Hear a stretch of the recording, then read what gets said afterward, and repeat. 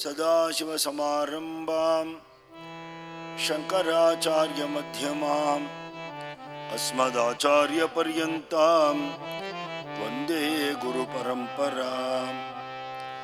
मन्दस्मितमुकाम्बोजं महनीयगुणार्णवं मधुराभाषिणं शान्तं सर्वभूतदयापरं भक्तवात्सल्यजलधिं परमानन्दविग्रहं ज्ञानानन्दं प्रपन्नोऽस्मि निर्मलज्ञान सिद्धये।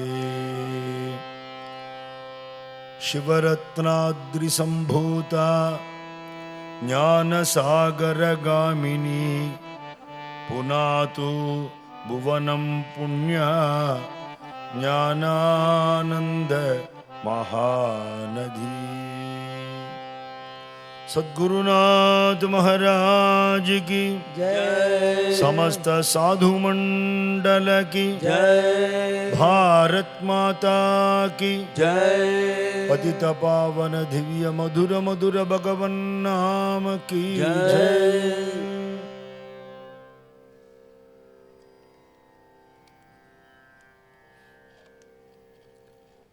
லௌகீக வாழ்க்கையில் எல்லாரும் அச்சீவ் பண்ணணும்னு நினைப்பா. ஒரு ஆம்பிஷன் வேணும் லைஃப்பில், வெற்றி அடையணும், to be successful in the life. பசங்களை சின்ன வயசுலேருந்தே மோட்டிவேட் பண்ணுறோம். என்ன,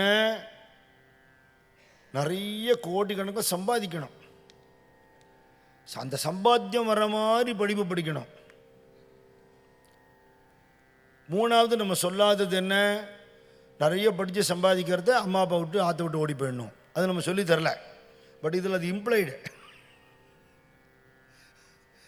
நடந்து விடுறது. நிறைய பணம் சம்பாதிக்கிறா, ஒரு 30 வயசுக்குள்ளே they achieve everything in the material life. உள்ள சூன்யமாக இருக்கு இல்லையா? மனசுக்கு ஒரு அமைதி வேண்டாமா? அது சத்சங்கத்தில் கிடைக்குங்கிறத சொல்லித்தர தவறிடுறோம். சத்சங்கம்னு சொன்னால் நிறைய பேர் ஐயா அதெல்லாம் இப்போ என்ன, வயசானதுக்கப்புறம் பார்த்துக்கலாம் அப்படிங்கிறான்.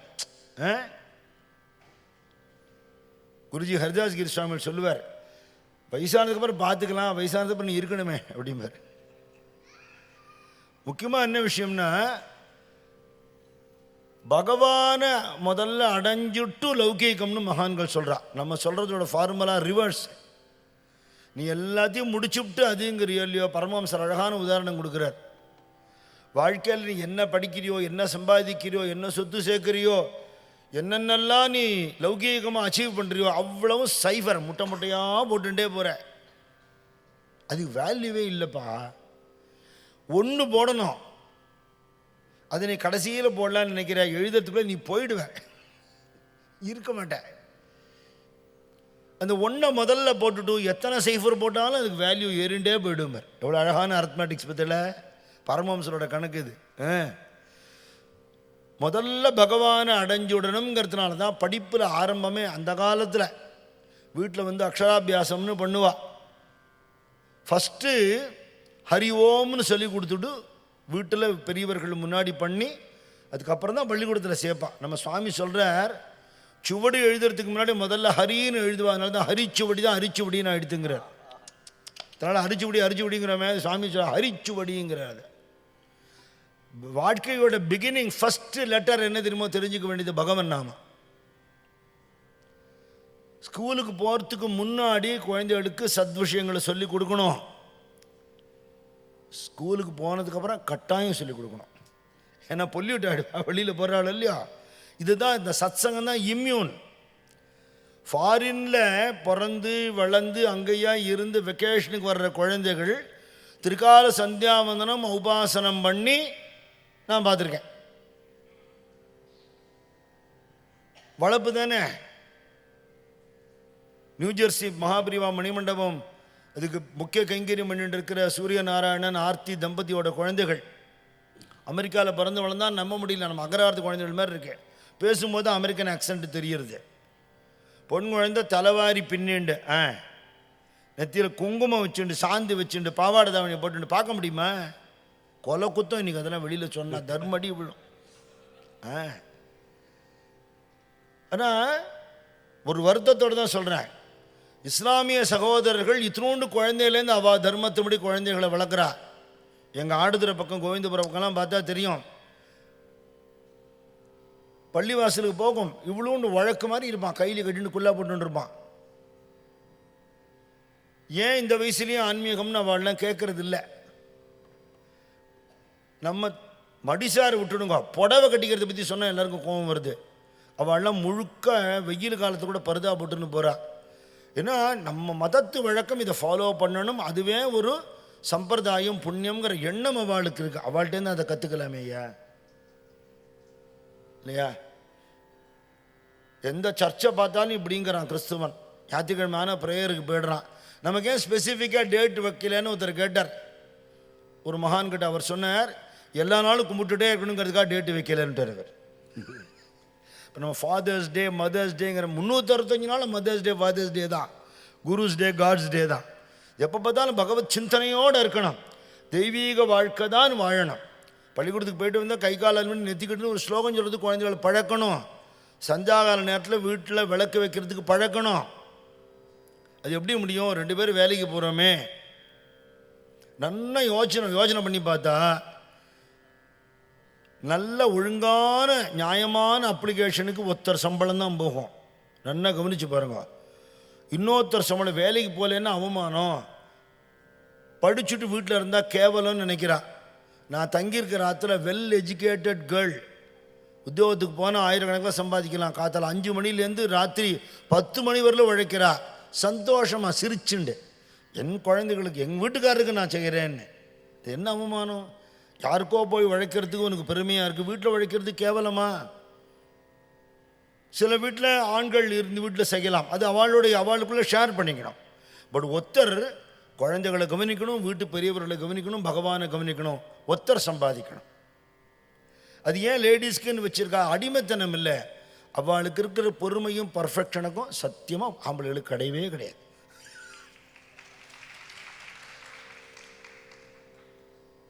பொம்மநாட்டிகளுடைய பர்ஃபெக்ஷன், அவளுக்கு இருக்கிற ஒரு பொறுமை, அந்த டெடிக்கேஷன்லாம் ஜென்ஸுக்கு வர்றது ரொம்ப சிரமம். பறக்காவிட்டி தான் நமக்கெல்லாம்.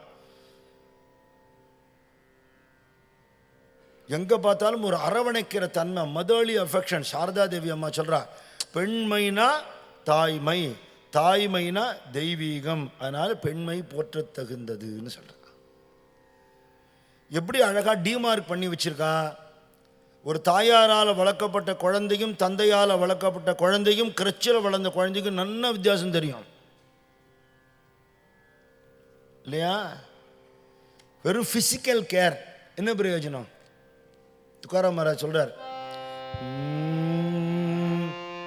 மாய பாப்ப பிண்ட பாலியலா மாய, மாய பாப்ப பிண்ட பாலியலா மாய, ஜன்ம மரண ஜாய, ஜன்ம மரண ஜாய, संताचेनी जन्म मरण जाय संताचेनी त्याचा महिमा खाय वण्णुमी पामर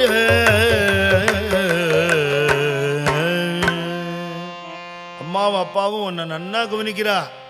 எதை தெரியுமா? ஒன்னும் இல்லடா, உன் உடம்ப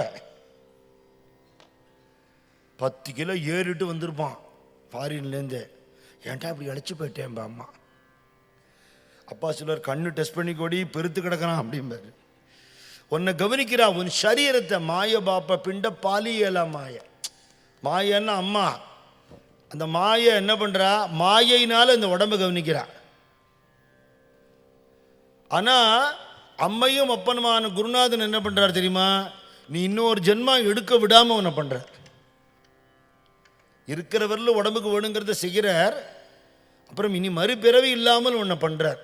அதனால் சாதுக்கள் மகிமையை தியாச்சா மகிமா காய வண்ணுமி பாமர. குழந்தைகளுக்கு கலாச்சாரம் கற்றுக் கொடுக்கணும், நம்ம தர்மத்தை சொல்லி கொடுக்கணும். நம்ம தர்மத்தை நம்ம சொல்லித்தரலன்னா நம்ம ஹிந்து புராணங்கள்லாம் கட்டுக்கதை, புழுகு, அபத்தம், மகான்கள்லாம் போலி வேஷதாரிகள்னு தப்பான அபிப்பிராயத்தை சொல்லிக் கொடுக்கறதுக்கு சொசைட்டி காத்துட்டுருக்கு, ராங் இன்ஜெக்ஷன் கொடுக்கறதுக்கு. அதுக்கப்புறம் என் குழந்தை இப்படி போயிடுத்தேன்னு வருத்தப்பட்டு அழறதுல லாபமே இல்லை. சத்சங்கத்தை கொடுக்காதது யாரு? நீங்கள். கொடுக்க வேண்டியது யாரு? நீங்கள். அந்த ஆத்ம போஷணம் நம்ம பண்ணணும் இல்லையா? இப்போ அதனால் இளமையில் முதல்ல குழந்தைகளுக்கு ஆன்மீகம் கற்றுக் கொடுங்கிறார். முதல்ல ஒன்று போடுங்கிறார் பரமஹம்சர். அப்புறம் என்ன வேணா படிக்கட்டும், எவ்வளோ வேணா சம்பாதிக்கட்டும், இந்த ஸ்பிரிச்சுவல் பேஸ்லேருந்து நகராமல் அந்த குழந்தை இருந்தால் உலக வாழ்க்கையிலையும் அச்சீவ் பண்ணுவான், உள்ளையும் அச்சீவ் பண்ணுவான் இல்லையா? அதானே பெரிய சாதனைங்கிறது. அது தானே இப்படி அத்தியாத்மிக விஷயங்கள். தபோவனத்தில் பார்த்தா குட்டி குட்டி குழந்தைகள்லாம் தினசரி வழிபாடு சொல்லும். இன்றைக்கி சுவாமி காலத்துலேருந்து இன்னி வரலும் நம்ம பார்க்கலாம். இனிமேல் வரக்கூடிய தலைமுறைக்கும் அந்த பாக்கியம் உண்டு. கிராமத்து குழந்தைகள் பாவம், அதுக்கு சம்ஸ்கிருதம் தெரியுமான்னு தெரியாது, தமிழ் இலக்கணம் தெரியுமான்னு தெரியாது. விநாயகர் கோவில் சொல்கிறது, ஆதிசங்கர ஸ்தோத்திரம் சொல்கிறது, எதனால்? பழக்கம். சித்திரமும் கைப்பழக்கம் செந்தமிழியும் நாப்பழக்கம்னு பழக பழக வந்துடும். வீட்டில் தபோவன தினசரி வழிபாடு ஒலிக்க வேண்டும், கேட்க வேண்டும். குழந்தைகளுக்கு பழக்கணும். சின்ன சின்ன ஸ்லோகங்கள் சம்ஸ்கிருதத்தை தான் சொல்லணும்னு எந்த ரூலும் கிடையாது. சாமிகிட்ட ஒருத்தர் வந்து கேட்டார்,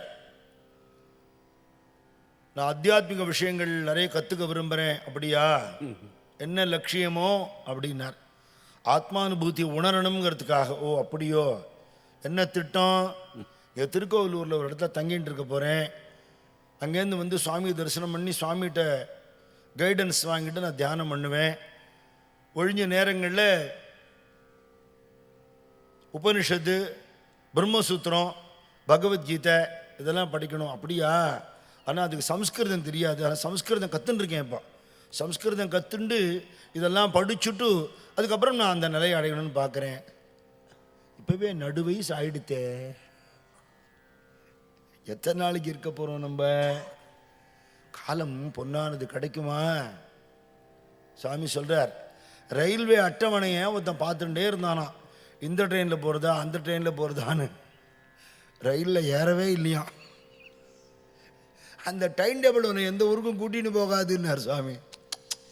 போகணும்னு நினச்சியா ரயில்வே ஸ்டேஷனுக்கு போய் எந்த ட்ரெயின் வருதோ ஏறி ஓடி போயிடுங்கிறார். நீ என்னென்ன தெரிஞ்சுக்கணுமோ, உனக்கு என்ன பாஷை தெரியும்? தமிழ்லையே இருக்கு. எல்லா மொழிகள்லையும் மகான்கள் அவதாரம் பண்ணியிருக்கா. எல்லா மகான்களும் ஒரே விஷயத்தை அந்தந்த மொழியில் இருக்கிற மக்களுக்கு ஏற்றாப்புல எளிமையாக சொல்லியிருக்கா. சம்ஸ்கிருதத்தில் தான் படிக்கணும்னு விதி இல்லை, தெரிஞ்சா படி, வேண்டாம் தடுக்கலை. வேதாந்த சாரம் என்னவோ இன்டர்பிரிட்டேஷன் இல்லாமல் அவளுக்கு ஏற்றாப்புல திரிக்காதபடிக்கு உண்மை என்னங்கிறது ரிஷிகளால் சொல்லப்பட்டுள்ளதுங்கிறார் சாமி. உபனிஷத்தில் இருக்குது, வேதாந்தத்தில் இருக்குது, பகவத்கீதையில் இருக்குது, பிரம்மசூத்திரத்தில் இருக்குது.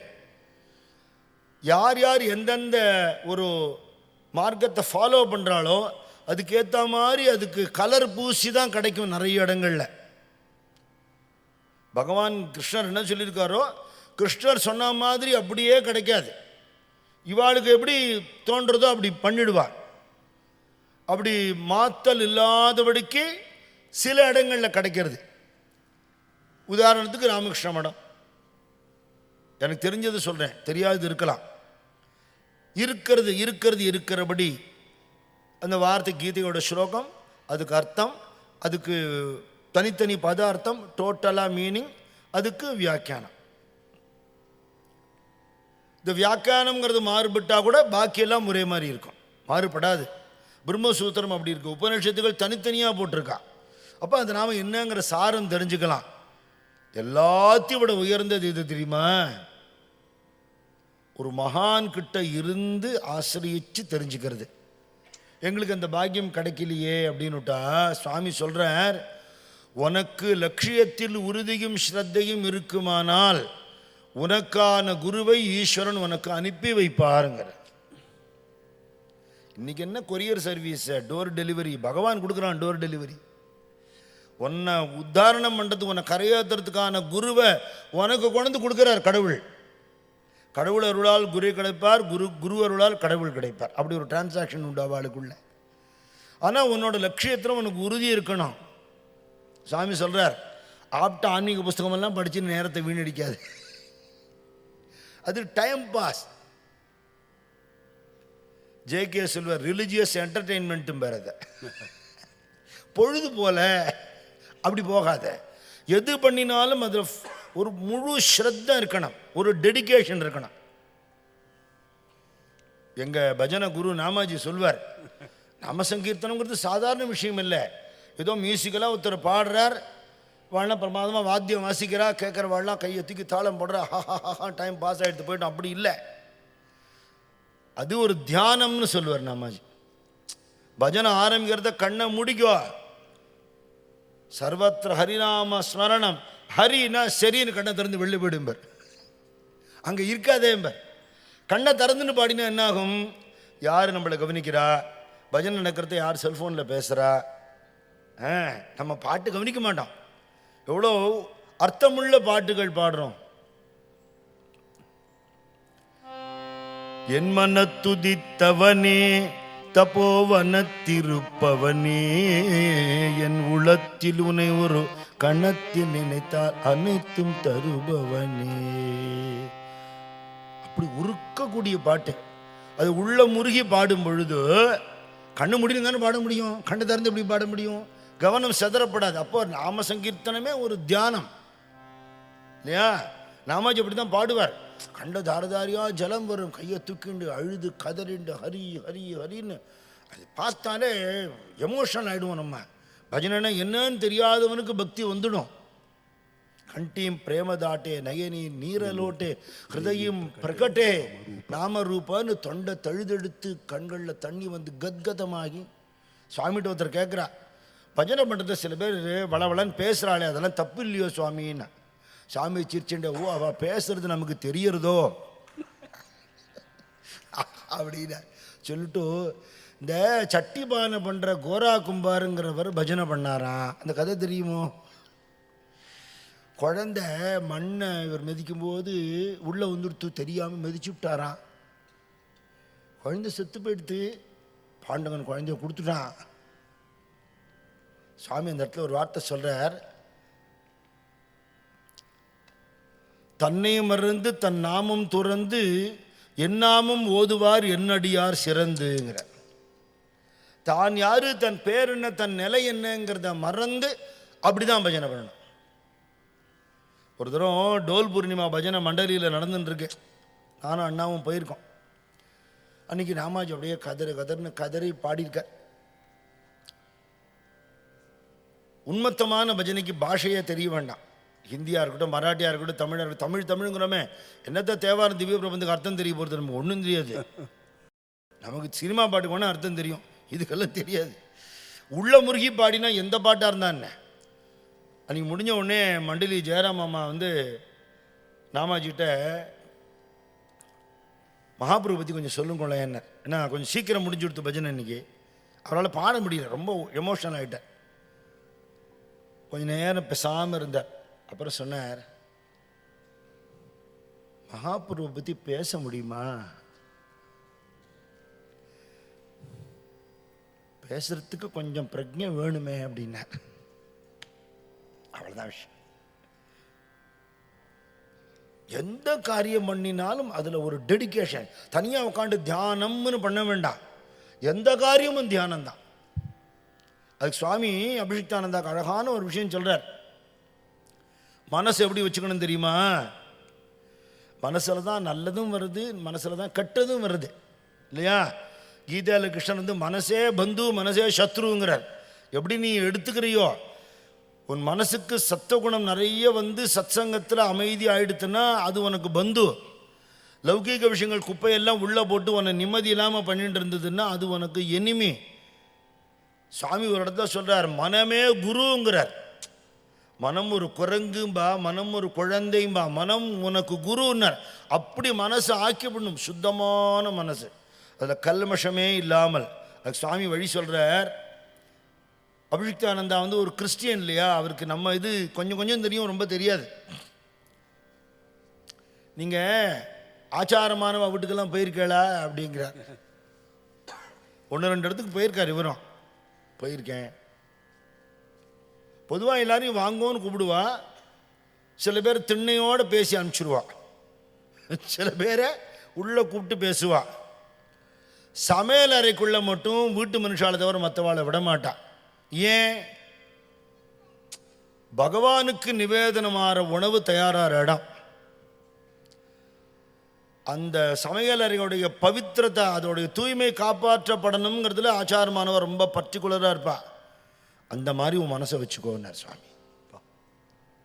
உன் மனசில் அனாத்ம விஷயங்கள் புகக்கூடாது.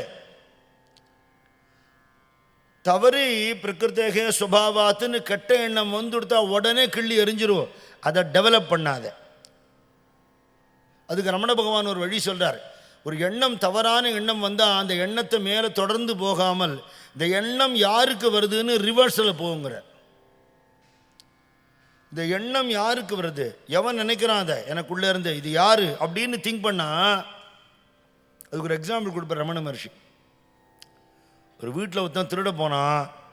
எதையோ எடுத்தான், டமானு கீழே வந்துடுத்து, சத்தம் கட்டு கொடுத்து. உடனே திருடன் வீட்டில் இருக்கிற வெள்ளம் கட்சி அக்கம் பக்கத்துக்காரெலாம் ஓடி வந்துட்டா. இவன் என்ன பண்ணான், எங்கேயோ ஒளிஞ்சுன்னுட்டான். இவன்லாம் எல்லா இடமும் தேட ஆரம்பித்தான். மாட்டின்னு அடி வாங்க போகிறோம் தெரிஞ்சு போயிடுத்து. டக்குன்னு வேறு வழியாக எஸ்கேப் ஆகிட்டு அந்த கூட்டத்தில் சேர்ந்து திருடன் கத்தினானா. அப்படி ஓசப்படாமல் ஓடி போயிட்டானான். அது மாதிரி அவர் சொல்கிறார், நான்கிற எண்ணம் இருக்கே அவன் ஒரு திருடன். உன்னை நாசமாக்குறதே அவன் தான். அந்த நான்கிறது யாருங்கிறத யோஜனை பண்ணு. நம்ம சுவாமி சொல்கிறார், அழியிற மாமிச பிண்டமா, சஞ்சலிக்கிற மனசா, செலுத்துகிற புத்தியா, அனுபவிச்சுட்டு இருக்கிற சித்தமா, நான்கிற அகங்காரமா, இதுக்கெல்லாம் சாட்சியாக இருக்கிற பிரக்ஞா ரூபமான ஆத்ம சைத்தன்யமா, இதில் எதை நீ நான் சொல்கிறேன்னு யோஜனை பண்ணுங்கிற. அர்த்தமில்லாத ஒரு வார்த்தை பேசப்படாது இல்லையோ, வளர்றான்னு சொல்லுவாள் எல்லாரும். நம்மள இந்த நான்கிற வார்த்தைக்கு அர்த்தம் தெரியாமல் நம்ம பேசிகிட்டு இருக்கோமேங்கிறா.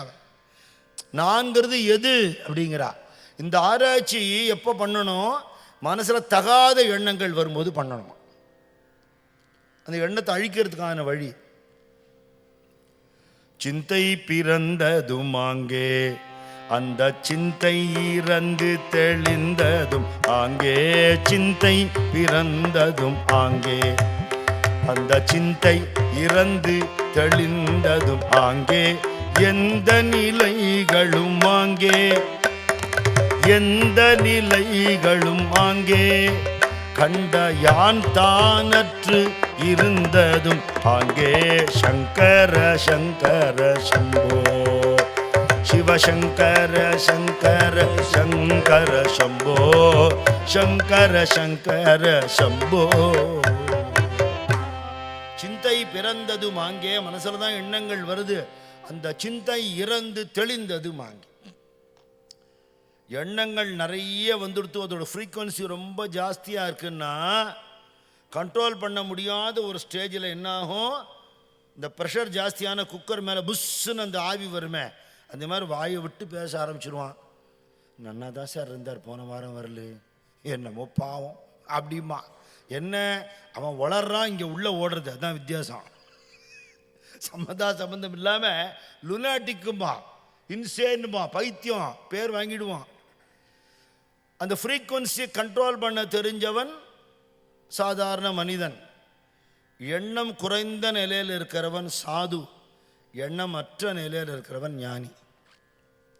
அந்த ஃப்ரீக்குவன்சியை குறைச்சுட்டே வர்றதுக்கு எது உபாயம்னா சத் சங்கம் உபாயம். குருநாதனோட உபதேசங்களோடு திருநாமத்தோடு அவர் ரூபத்தை தியானம் பண்ணி கொண்டே இருந்தால் அதுக்கு மேலே சாதனம் கிடையாது.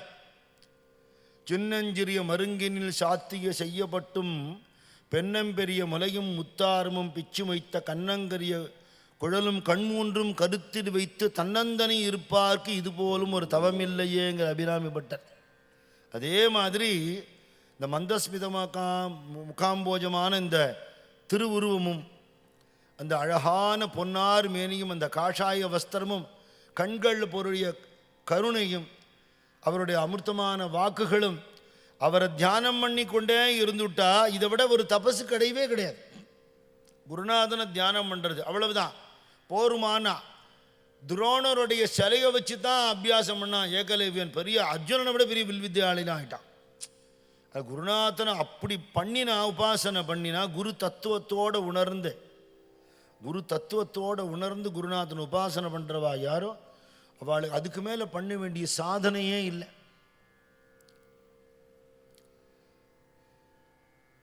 அபிஷிக்தானந்தர் 2ஆம் தரம் வந்தார்.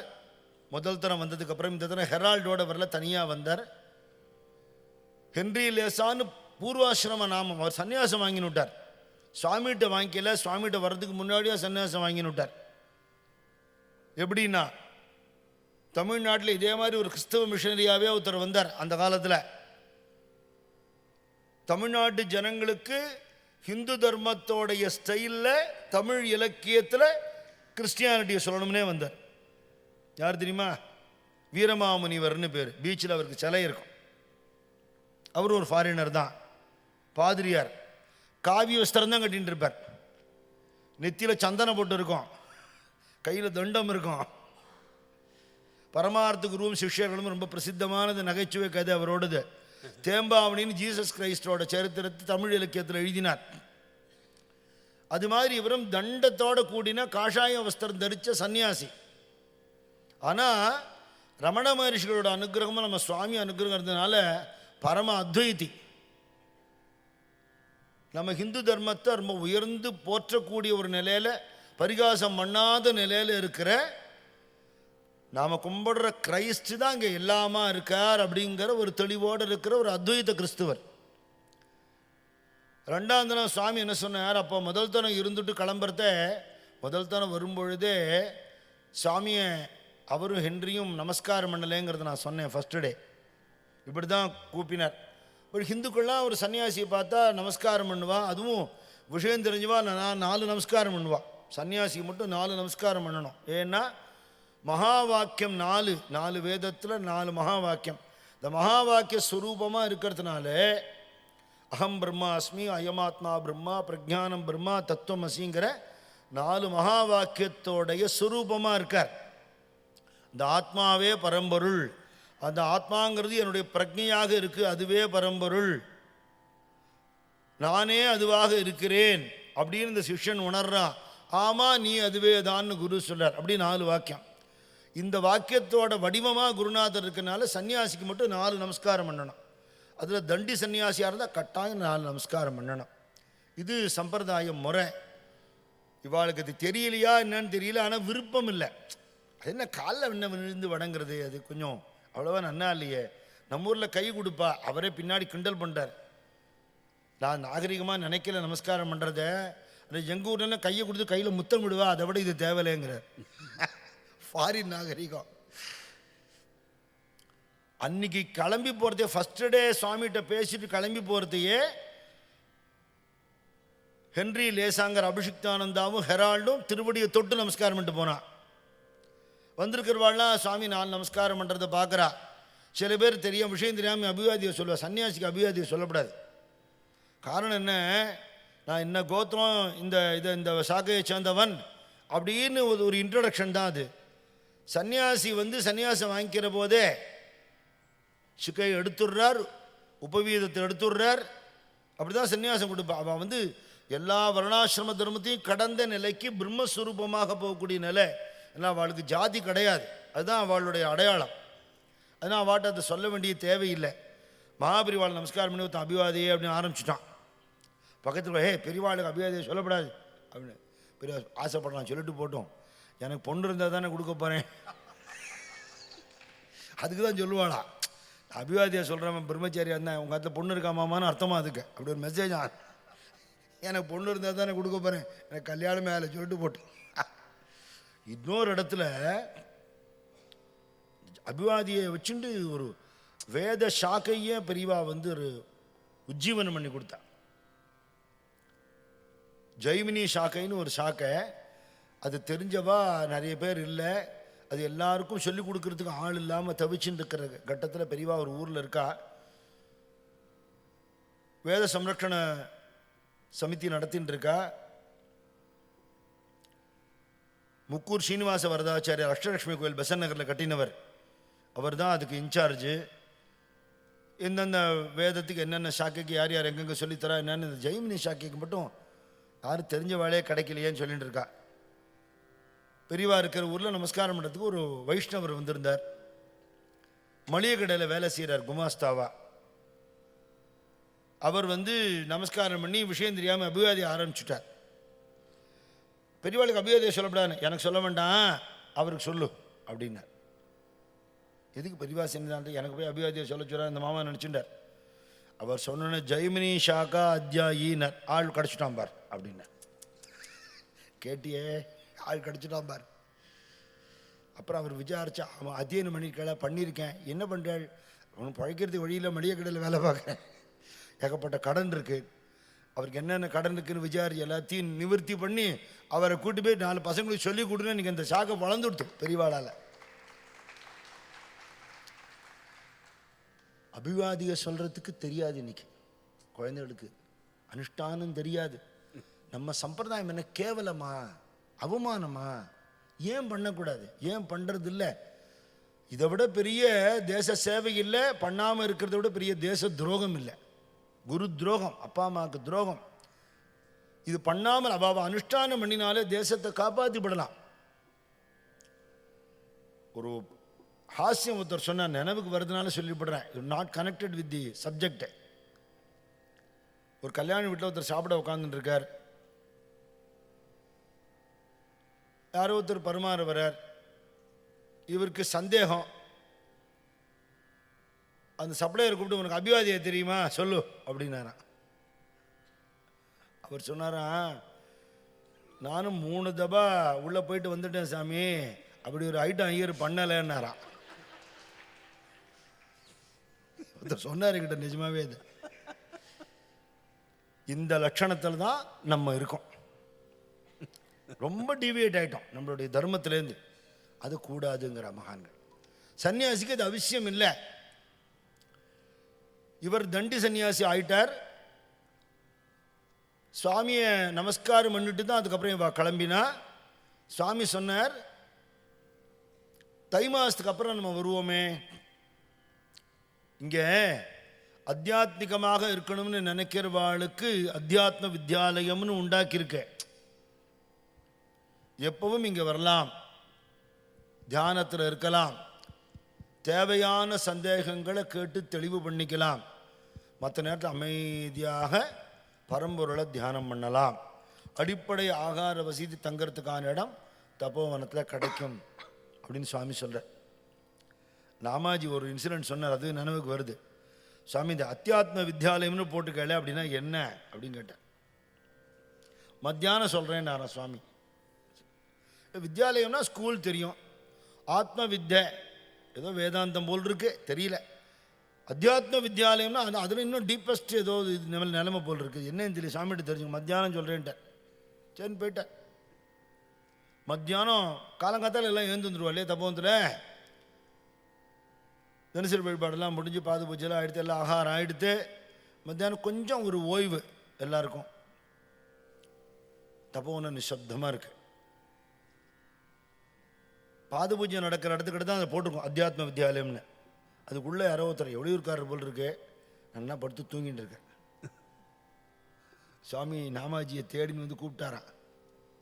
அவரை தலைவர்னு தான் கூப்பிடுவார் சுவாமி, மண்டலி தலைவருங்கிறதுனால கூப்பிட்டு. காத்தால் ஒரு கேள்வி கேட்டோம் இல்லையா, ஆமாம் சுவாமி அத்தியாத்ம வித்யாலயம்னா என்ன, பதில் ரெடியாக இருக்கு.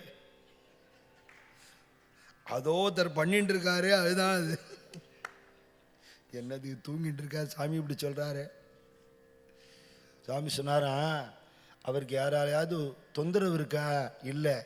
அவர் ஏதாவது தப்பு காரியம் பண்ணாரா, இல்லை. பொய் சொல்கிறதா திருடுறதா ஏதாவது உண்டா, ஒன்றும் இல்லை. எப்படி இருக்கார், எங்கே படுத்துன்னு இருக்கோன்னு தெரியாமல் தன்னை மறந்து தூங்குறார். தன்னை மறந்து இருக்கிறது, இதுதான் அத்தியாத்ம வித்தை.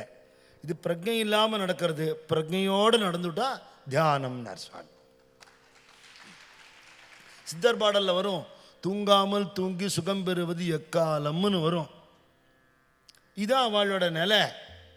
தூக்கத்தில் கிடைக்கிற அமைதியை காட்டிலும் பல மடங்கு அமைதியும் ஆனந்தமும் அதில் கிடைக்கும் பிரஜையோட தியானம் பண்ணும்போது.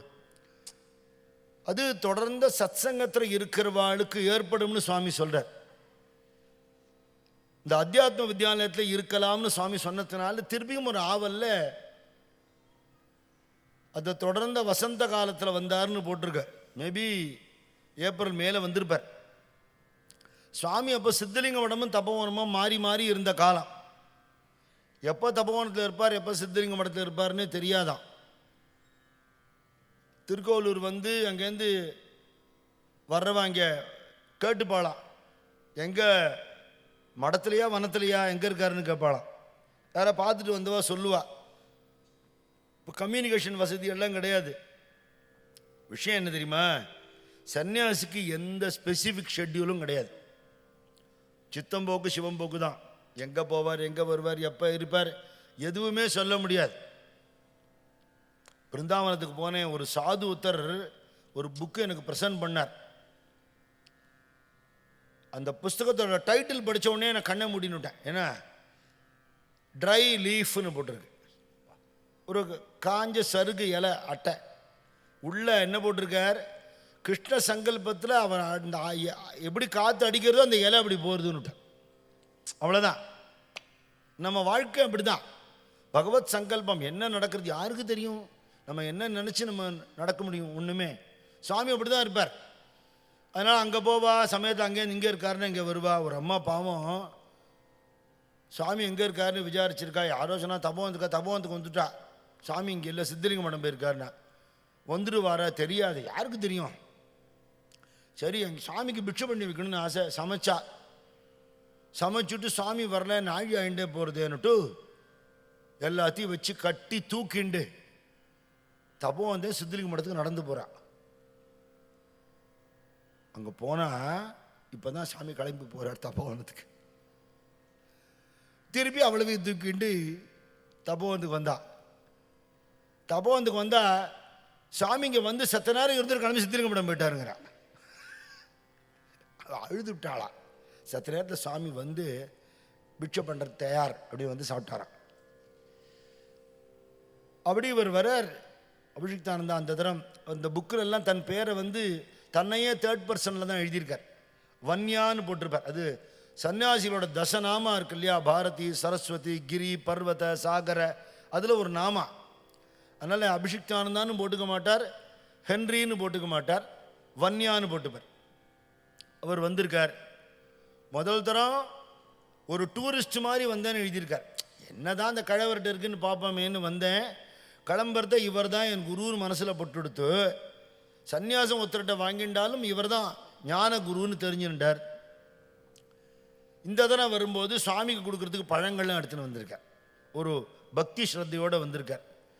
வந்தால் சுவாமி சித்தலிங்க மடம் போயிருக்காருனா, அவர் வெளியூர்காரர் விசாரிச்செல்லாம் போகிறதுக்கு தெரியாது.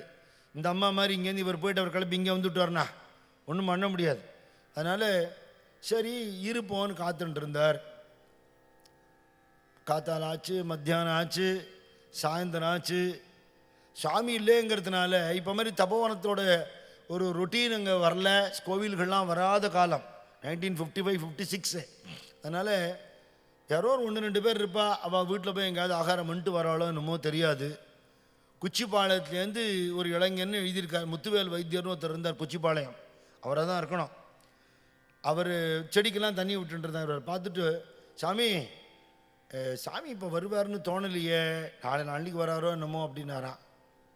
இவர் எழுதியிருக்கார், பசி தாங்க முடியல, இந்த பழத்தெல்லாம் எடுத்து மானசீகமாக சுவாமிக்கு நைவேத்தியம் பண்ணிட்டு அதையே சாப்பிட்டுவிட்டேன். ஒருவேளை சாமிக்கு வாங்கிந்த பழம் எனக்கே ஆயிடுத்து அன்னைக்கு. அடுத்த நாள் பார்த்தார், காத்தால் ஆச்சு, மத்தியானம் ஆச்சு, சாமி வரா மாதிரி தெரியல. பசி வந்து விடுறதே, என்ன பண்ணுறது? யாராக இருந்தாலும் நம்மளை விட அவள் கொஞ்சம் பொறுத்துப்பா, பசி வந்து விடுறதே. அதனால் மெதுவாக அப்படி வெளியில் வந்தார். இப்போ இருக்க மாதிரி நிறைய வீடுகள்லாம் கிடையாது. அவருக்கு என்ன தோணுது, இந்த பக்கத்தில் அகரம்னு ஒரு கிராமம் இருக்குது, அதுலேருந்து நிறைய பேர் சுவாமியை தரிசனம் பண்ண வந்ததெல்லாம் அவர் வந்தபோது பார்த்துருந்தார். அங்கே போய் பார்ப்போம். நம்ம வெளியூர்காரன் வெளிநாட்டுக்காரனாக இருந்தால் கூட அங்கே இருக்கிறவா யாராவது 1-2 பேர் அன்றைக்கி வந்தபோது நம்மளை பார்த்துருப்பா. இருந்தாலும் சன்னியாச தர்மங்கிறது என்ன, பிட்சை எடுக்கிறது தானே. யாரை தெரிஞ்சிருக்கணும்? ராதுக்கு சாப்பிட போகிறதுனா அவளை தெரிஞ்சிருக்கணும். பிக்ஷை எடுக்கிறதுக்கு யாரை தெரிஞ்சிருக்கணும்? வீட்டு வாசல் நின்று பவதி பிக்ஷா தேகின்னு கேட்க வேண்டியதான் இல்லையா? சன்னியாசம் வாங்கிட்டு கிளம்பணும்னு ஆச்சாரியால் கிளம்புறாரு. 8 வயசு குழந்தைய ஆதிசங்கர பகவத்பாதாள். அம்மா சொல்கிறா, ஏடா 8 வயசு குழந்தைடா விட்டு கிளம்புறேன் சன்னியாசிங்கிறியாடா, வேலைக்கு யாரும் ஆகாரம் கொடுப்பான்னா? என்ன நீ பெத்த தாயார்மா, உன்னை எனக்கு கொடுத்த அன்னபூர்ணி இருக்காளே, உலகம் பூரா எனக்கு சாப்பாடு போடுவான்னு. அதனால் எந்த வீட்டில் எந்த அம்மா எனக்கு சாதம் படுறாளோ அவள் எங்கள் அம்மா, எங்கள் ஆரியாம்பா. எனக்கு நல்லதெல்லாம் யார் சொல்லித்தராளோ அவள் எல்லாரும் என் குருநாதன். யாரெல்லாம் குரு பக்தாளோ அத்தனை பேரும் எனக்கு பந்துக்கள். ஸ்வதேஷோ புவனத்ரயம், யாதும் ஊரே யாவரும் கேளீர் மாதிரி அத்தனை பேரையும் அம்மா அப்பாவா பார்க்கக்கூடிய மனசு 8 வயசில் கிளம்பிட்டாராம். பிட்சை கேட்கறதுக்கு ஒரு தைரியம் வேணும் தெரியுமோ? ஒரு பப்ளிக் காசுக்காக 4 பேர்கிட்ட கையேந்துறதுக்கு ஒரு தைரியம் வேணும். நம்ம இப்போ நங்கநல்லூர் உற்சவம் இருக்குது அடுத்த மாதம். இது அந்த காலத்தில் பண்ணிட்டு இருந்த பொழுது தெருவா உஞ்சி ஊர்த்தியெல்லாம் எடுப்போம். இவெல்லாம் வருவான் எங்களோட. அங்கே ஒரு ஆற்றுல போய் கேட்குறேன், நோட்டீஸ் கொடுத்து விசாரிக்கிறேன், இந்த மாதிரி பண்ணிகிட்ருக்கோம் அம்மா, உங்களால் ஆனது பண்ணுங்க. அப்படியா? எங்கே நடக்கிறது உற்சவம்? இங்கே நங்கநல்லூரில் குருவாயூரப்பன் கோயிலில். ஓஹோ, என்னென்ன பண்ண போகிறாள், என்ன பட்ஜெட்டு, யார் யார் வரா, என்ன செலவாகும், அன்னதானமா? அப்படியா? எத்தனை பேர் சாப்பாடு போடுவேள்? நீங்கள் யார், எங்கே இருக்கேள்? இது அடுத்த தெருவில் தான் இருக்கேன். அப்படியா? எங்கே ஒர்க் பண்ணுறேள்? இந்த கம்பெனியில் வேலை பார்க்குறேன். மந்த்லி சேலரி என்ன? உள்ளே போய்ட்டு ஒரு 5 ரூபா எடுத்துகிட்டு வந்து கொடுத்தார். இதுக்கு இத்தனை விசாரணை. ஆனால் அது நமக்கு தேவை. இவ்வளோ கூனி குறுகி போய் கேட்கணுமா? ஆமாம், சாமிக்கான கை நீந்திரம், எனக்கா நான் கேட்கலையே, எனக்கு என்ன மான அபிமானவும் நின்னதே எனக்கேன்னு சுவாமிக்கா கையேந்திரம். இவர் சொல்கிறார், பிக்ஷை எடுக்கலான்னு போனேன், வீடுகளை நெருங்கிறதே எனக்கு தைரியம் போயிடுது. என்ன நினச்சிப்பாளோ? விவேகானந்த சுவாமி சொல்கிறார், ஃபஸ்ட்டு டே அன்னைக்கு கையில் இருக்கிற காசெல்லாம் யாரோ எடுத்துன்னு போயிட்டான். நான் எங்கே போகணும், யாரை பார்க்கணுமோ அந்த டீட்டெயில்ஸ் எதுவுமே எங்கிட்ட இல்லை. அமெரிக்கா குளிர் எனக்கு பழக்கம் இல்லை, ஃப்ரீஸ் ஆகிடுது, பசி கொல்றது. எங்கேயாவது சாப்பாடு கிடைக்குமான்னு கதவை தட்டுறேன், ஒருத்தர் கதவை திறக்கல, எல்லாரும் விரட்டுறா. என்ன எங்கள் பாரத தேசமாக இருந்தால் கையை நீட்டினா சாப்பாடு போட்டுருவாயா? ஒரு சன்னியாசி காவி வஸ்திரமாக உடனே சாப்பாடு போட்டுருவான், யார் கேட்டாலும் சாப்பாடு போடுவான்.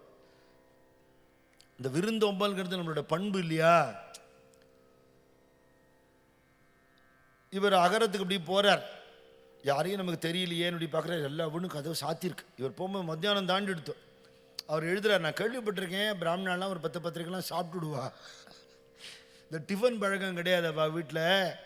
காத்தாலேருந்து பூஜை புனஸ்காரம் அனுஷ்டானங்கள்லாம் பண்ணிவிட்டு 10 பத்திரிக்கைலாம் சாப்பிட்டானா கொஞ்சம் ஓய்வு எடுத்துப்பா. எல்லார் வீடும் சாத்தியிருக்கு.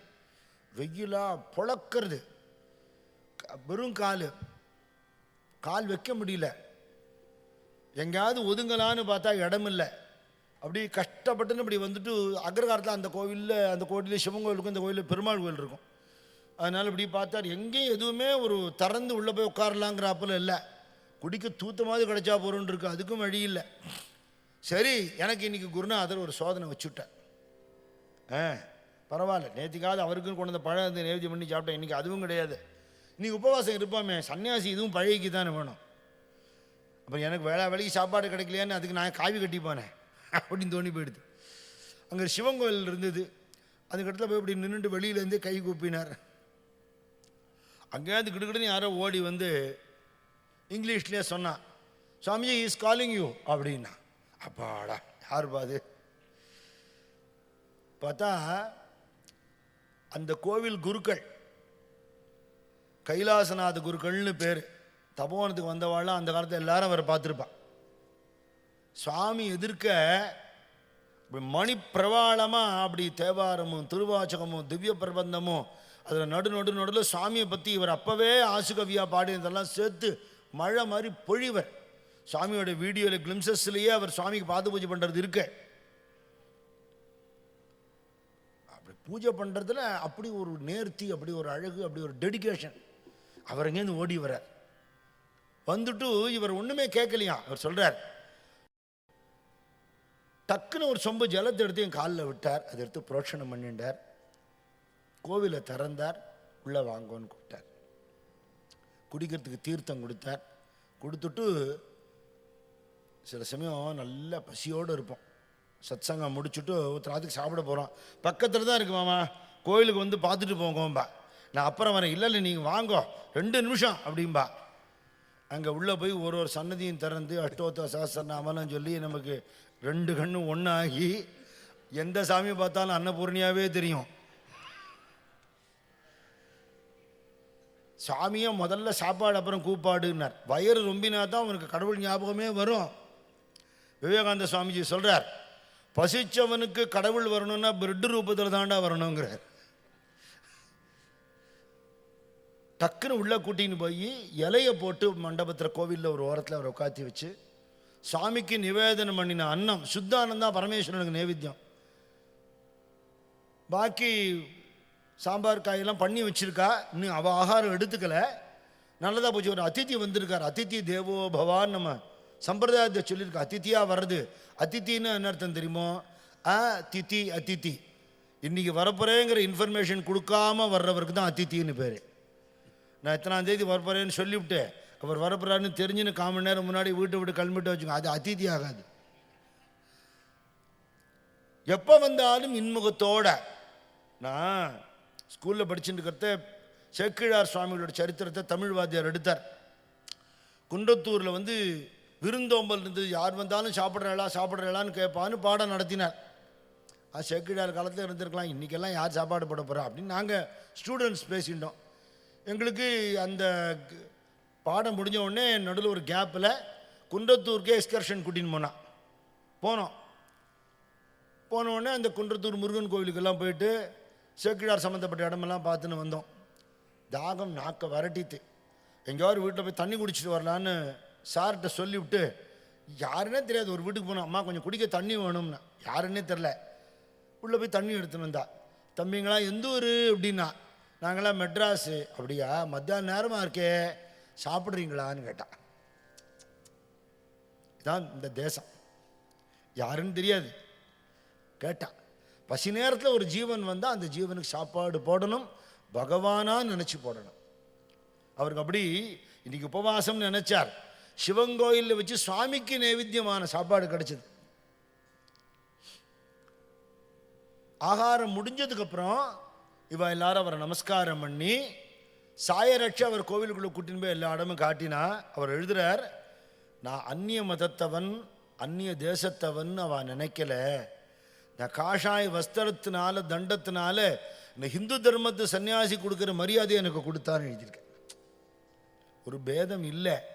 எழுதிட்டு ஆக்சுவலாக இந்த புஸ்தகத்தில் சுவாமி அவருக்கு பண்ணின ஞான உபதேசங்கள்ங்கிறது தான் சப்ஜெக்டை. இது வந்து கொஞ்சம் தனியாக வருது இந்த இடம். ஃபியூ பேஜஸ், அது ஃபுல்லாக இப்போ நம்ம சொல்ல முடியாது. இதுதான் அந்த புஸ்தகம் குருவும் சிஷ்யனும்னு. இது வாசலில் கிடைக்கும், நீங்கள் வாங்கிக்கலாம். இதுலேருந்து எடுத்த ஷார்ட் ஃபார்ம் தான் ஞானானந்த என்னும் மகாநதிங்கிறது. இதோட சுருக்கம் இருக்குது. அதில் இந்த விஷயங்கள் இல்லை. அது தனியாக ஒரு சுவாரஸ்யமான ஒரு காவியம் மாதிரி இருக்குது. சிவ தத்துவத்தை பற்றி சொல்கிறார். சனாதன தர்மத்தோட பழக்கங்களில் அப்சர்வ் பண்ணி அதெல்லாம் சொல்கிறார். அங்கே 3 நாள் இருந்திருக்கார் அகரம் கிராமத்தில்.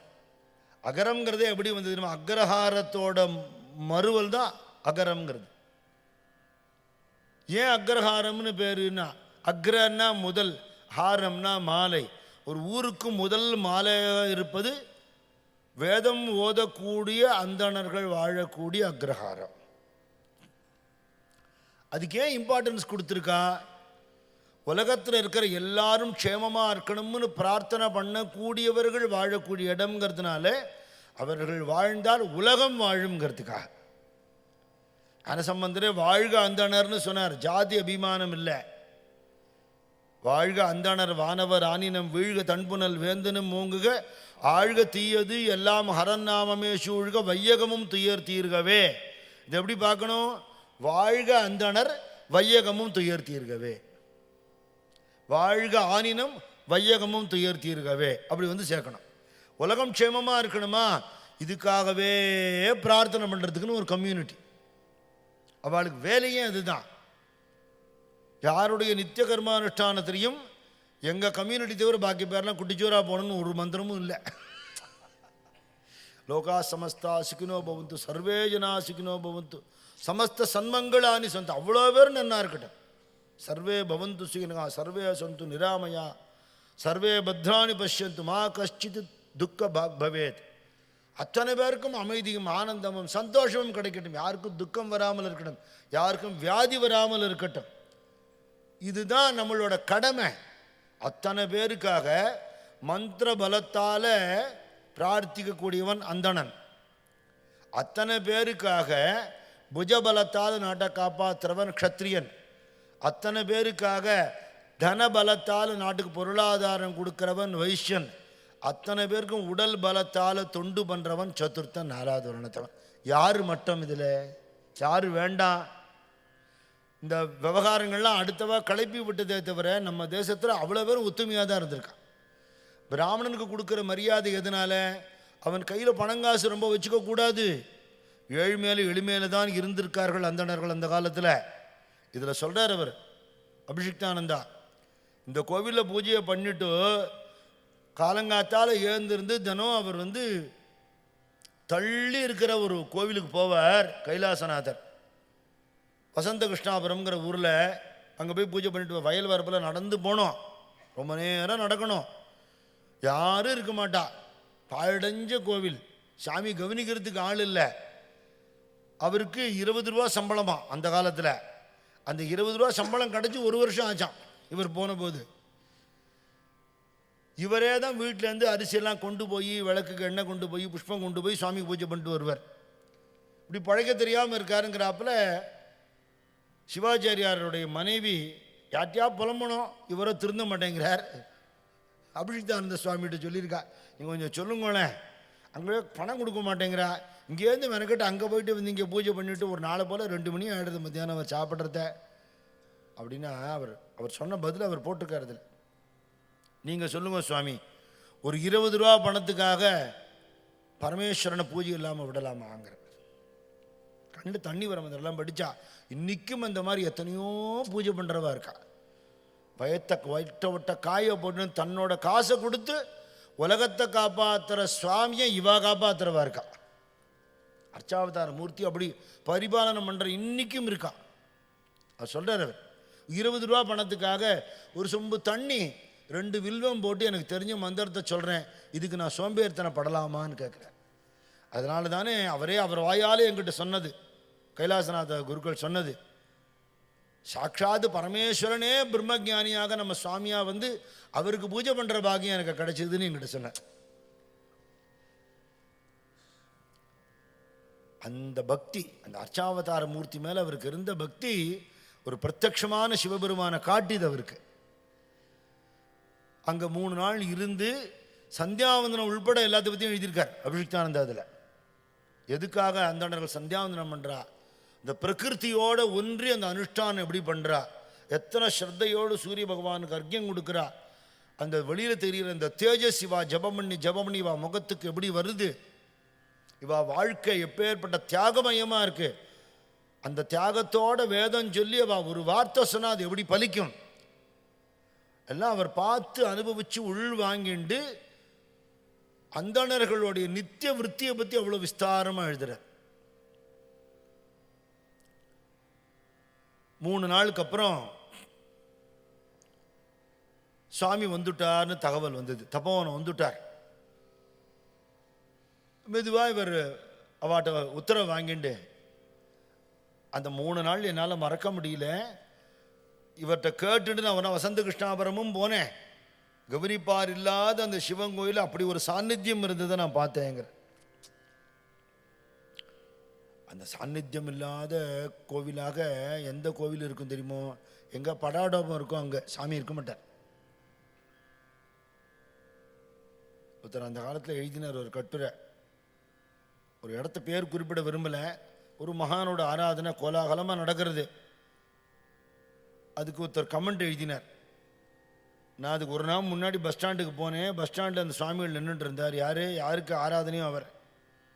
எங்கே போகிறேன்னா, எனக்கு ஆராதனை பண்ணுறதுக்கு எல்லோரும் வரா, அதுக்காக நான் கிளம்பி வெளியூர் போய்ட்டு ஆராதனை முடிஞ்ச உடனே வரேன்னாராம். ஏன்னா பக்தியாக அங்கே ஒன்றுமே நடக்காது, இங்கே நான் இருக்கப்படாதுன்னு அவரே கிளம்பிட்டார்னு ஹாஸ்யமாக எழுதினார். அங்கே படாடபம் இருக்கிற இடத்துல சுவாமி இருக்க மாட்டார். எங்கே பிரமாதமாக ஃபோக்கஸ் லைட்டு கிட்டலாம் போட்டு ஒரே பிரமாதமாக கிரிகேரியஸாக வீடியோ ஃபோட்டோ எடுக்கிறதுக்கு ஃபஸ்ட் கிளாஸாக இருக்காங்க. சுவாமி இருக்க மாட்டார். ஒரு அரை இருட்டில் அப்படி ஒரு சின்ன முணுக்குன்னு தீபம் எரிஞ்சுண்டு ஒரு எண்ணெய் பிசுக்கோடு இருக்கிற ஒரு கோவில், புண்ணியம் செய்தோருக்கு பூ உண்டு நீர் உண்டுன்னு இருக்க அந்த மாதிரி கோவிலில் சுவாமி இருப்பார். அங்கே தான் சாநித்தியம். அது நமக்கு வைக்கிற டெஸ்ட்டு. நீ வெறும் வெளியில் இருக்கிற அழகை மட்டும் பார்க்குறியா, இல்லை என்ன உள்ளபடி பார்க்க விரும்புறியா? அபிஷிக்தானந்த எழுதுறார், உள்ள ஹிருதய குகையில் சிவபெருமான் இருக்கார்னு சொல்கிறா. அந்த ஹிருதய குகை எப்படி இருக்கும்னா இந்த கர்ப்பகிரகம் மாதிரி இருக்குங்கிற. இந்த இருளும் ஒளியும் கலந்த மாதிரி இந்த கர்ப்பகிரகத்துக்குள்ள உலகத்தில் இருக்கிற அத்தனை பேரையும் காப்பாற்றக்கூடிய பரம மங்களமான சிவம் அப்படிங்கிறது லிங்கம்ங்கிற ஒரு அடையாளமாக அப்படி இருக்கு. அது இங்கேயும் ஆத்மலிங்கமாக இருக்கு. அங்கே பார்த்து பார்த்து பழகி அதை இங்கே பார்க்க பழகிக்கணும். உலகம் பூரா சிவமயமாக பார்க்க பழகணும். அப்படி பார்க்கறனும் தனக்குள்ளேயும் சிவமே இருக்குன்னு புரிஞ்சுண்டு அந்த சிவத்தில் மனசு ஐக்கியமாகும் போது சாதாரணமாக பிறந்து இறந்து சவமாக கூடிய நிலையிலேருந்து சிவமாக மாறணுங்கிறார். ரொம்ப அழகான விளக்கங்கள்லாம் அந்த இடத்துல அவர் இந்த 3 நாள் அங்கே இருந்து அப்படி ஒரு ஆனந்தத்தை அனுபவிச்சிருக்கார். ராத்திரி நேரம் அவர் எங்கே தங்க வைக்கிறது? மத்தியானம் சாப்பாடு போட்டுவிட்டா ராத்திரி ஆராதில் போய் தங்க வைக்கிறது ஒரு ஃபாரின் சாமியார் சன்னியாசி, அதை அபச்சாரம் ஆகிடும் நம்ம வீட்டில் அப்படின்னு நினச்சிட்டு நீங்கள் கோவிலே தங்கிக்கலான்னு விட்டா அவரை. கோவில் வெளியில் பூட்டின்னு போயிட்டானாம். அவர் எழுதுறார், அன்றைக்கி சிவபெருமானோட நான் ராத்திரி இருந்தேன், என் வாழ்க்கையில் அதை மறக்க முடியாது. விளக்கு எரியறது, அவர் மட்டும் இருந்தார், நான் மட்டும் இருந்தேன். சாதாரணமாக எனக்கு அந்த சான்ஸ் கிடச்சிருக்காது. அன்றைக்கி ஒரு தைரியத்தோட கர்ப்பகிரகத்துக்கு உள்ளே போயிட்டேன். அப்போ எனக்கு கிடைச்ச அனுபவத்தை என்னால் வார்த்தையால் வர்ணிக்க முடியலேங்கிற. சிவத்தோட நேருக்கு நேரான ஒரு அனுபவத்தை எனக்கு கிடைச்சிது. இது கிடைக்கணும்னு தான் சுவாமி சித்தலிங்கம் போயிட்டாரோ நம்ம தெரியல. நீ கேட்டுட்டே இருக்கியப்பா, அதை தெரிஞ்சுக்கோ ஒரு நாளைக்கு அப்படிங்கிறதுக்காகவோ. அப்புறம் இவர் மெயின் ரோடுக்கு வந்தவுடனே தபோவன நிலத்தை சுவாமிக்கு கொடுத்த வக்கீல் சுப்பிரமணியர் அவர் தான் சித்தலிங்க மடத்தில் சுவாமியை காரில் கூட்டின்னு வந்திருந்தார். அவர் அகரத்தில் இருக்காருன்னு தெரிஞ்சுட்டு மெயின் ரோடுக்கு இவர் வரும்போது கார் வந்துடுத்து. வாங்க சாமி கூட்டின்னு வர சொன்னார் அப்படின்னு சொல்லிட்டு அப்புறம் சொன்னார், எனக்கு இந்த கிராமத்தில் போய் உட்காந்து ரொம்ப ஏழை ஜனங்களாக இருக்கா, இங்கே அவள் என்ன கவனிச்சிருப்பாளோ உங்களை, எனக்கு ஒரு தகவல் சொல்லியிருந்தால் திருக்கோவிலூர் அவ்வளோ பெரிய வீடு உங்களை நான் நல்லா கவனிச்சிருப்பேனே என்ன. இவர் நான் ஸ்மைல் பண்ணேங்கிறார். ஒரு புன்னகை தான் பதில். ஏன்னா உங்கள் அன்புக்கு நன்றி. இந்த 3 நாளும் இந்த அற்புதமான ஆச்சாரமான பிராமணால் பேதம் இல்லாமல் என்னை பார்த்துட்டதையும் அவள்கிட்டேருந்து நான் நிறைய தெரிஞ்சுட்டதையும் இந்த சாநித்தியமான சிவங்கோலி என் லைஃப்பில் மறக்க முடியாதுங்கிறது. மறக்க முடியாத அந்த நாட்கள்னு எழுதுறேன். சாமி சந்தோஷமாக அவரை வரவேற்றார், தங்கறதுக்கு இடம் கொடுத்தார். முக்கியமான விஷயங்கள் தவிர பாக்கி நேரங்களில் யார்கிட்டையும் சம்பாஷணை இல்லாமல் தியானத்தில் இருப்போம் அப்படின்னு சொல்லிட்டேன். ஏன்னா பொதுவாக நம்ம தபோவனத்துக்கே போகிறோம் வச்சுக்கோ, வேறு எந்த கோவிலுக்கு போகிறோம் வச்சுக்கோங்களேன், எவ்வளோ நேரம் தான் அப்படியே இருக்க முடியும் இல்லை? சாமியை பார்க்கலாம் கொஞ்ச நேரம், அப்புறம் அப்படி 4 பேர் இப்படி பேசிட்டு, சார் எங்கே இருக்காள், என்ன சமாச்சாரம், நான் பிஸ்னஸ் பண்ணுறாளா, ஒர்க் பண்ணிட்டு இருக்காளா, என்ன சமாச்சாரம், ஷேர் மார்க்கெட்லாம் அப்படி போயிட்டுருக்கு, பேப்பர் பார்த்தவள இன்றைக்கி ரொம்ப அநியாயம் சார், இப்படியே உருப்பிடுமா சார், இதெல்லாம் எங்கே எதுக்கு தேவையே, சம்பந்தமே இல்லையே.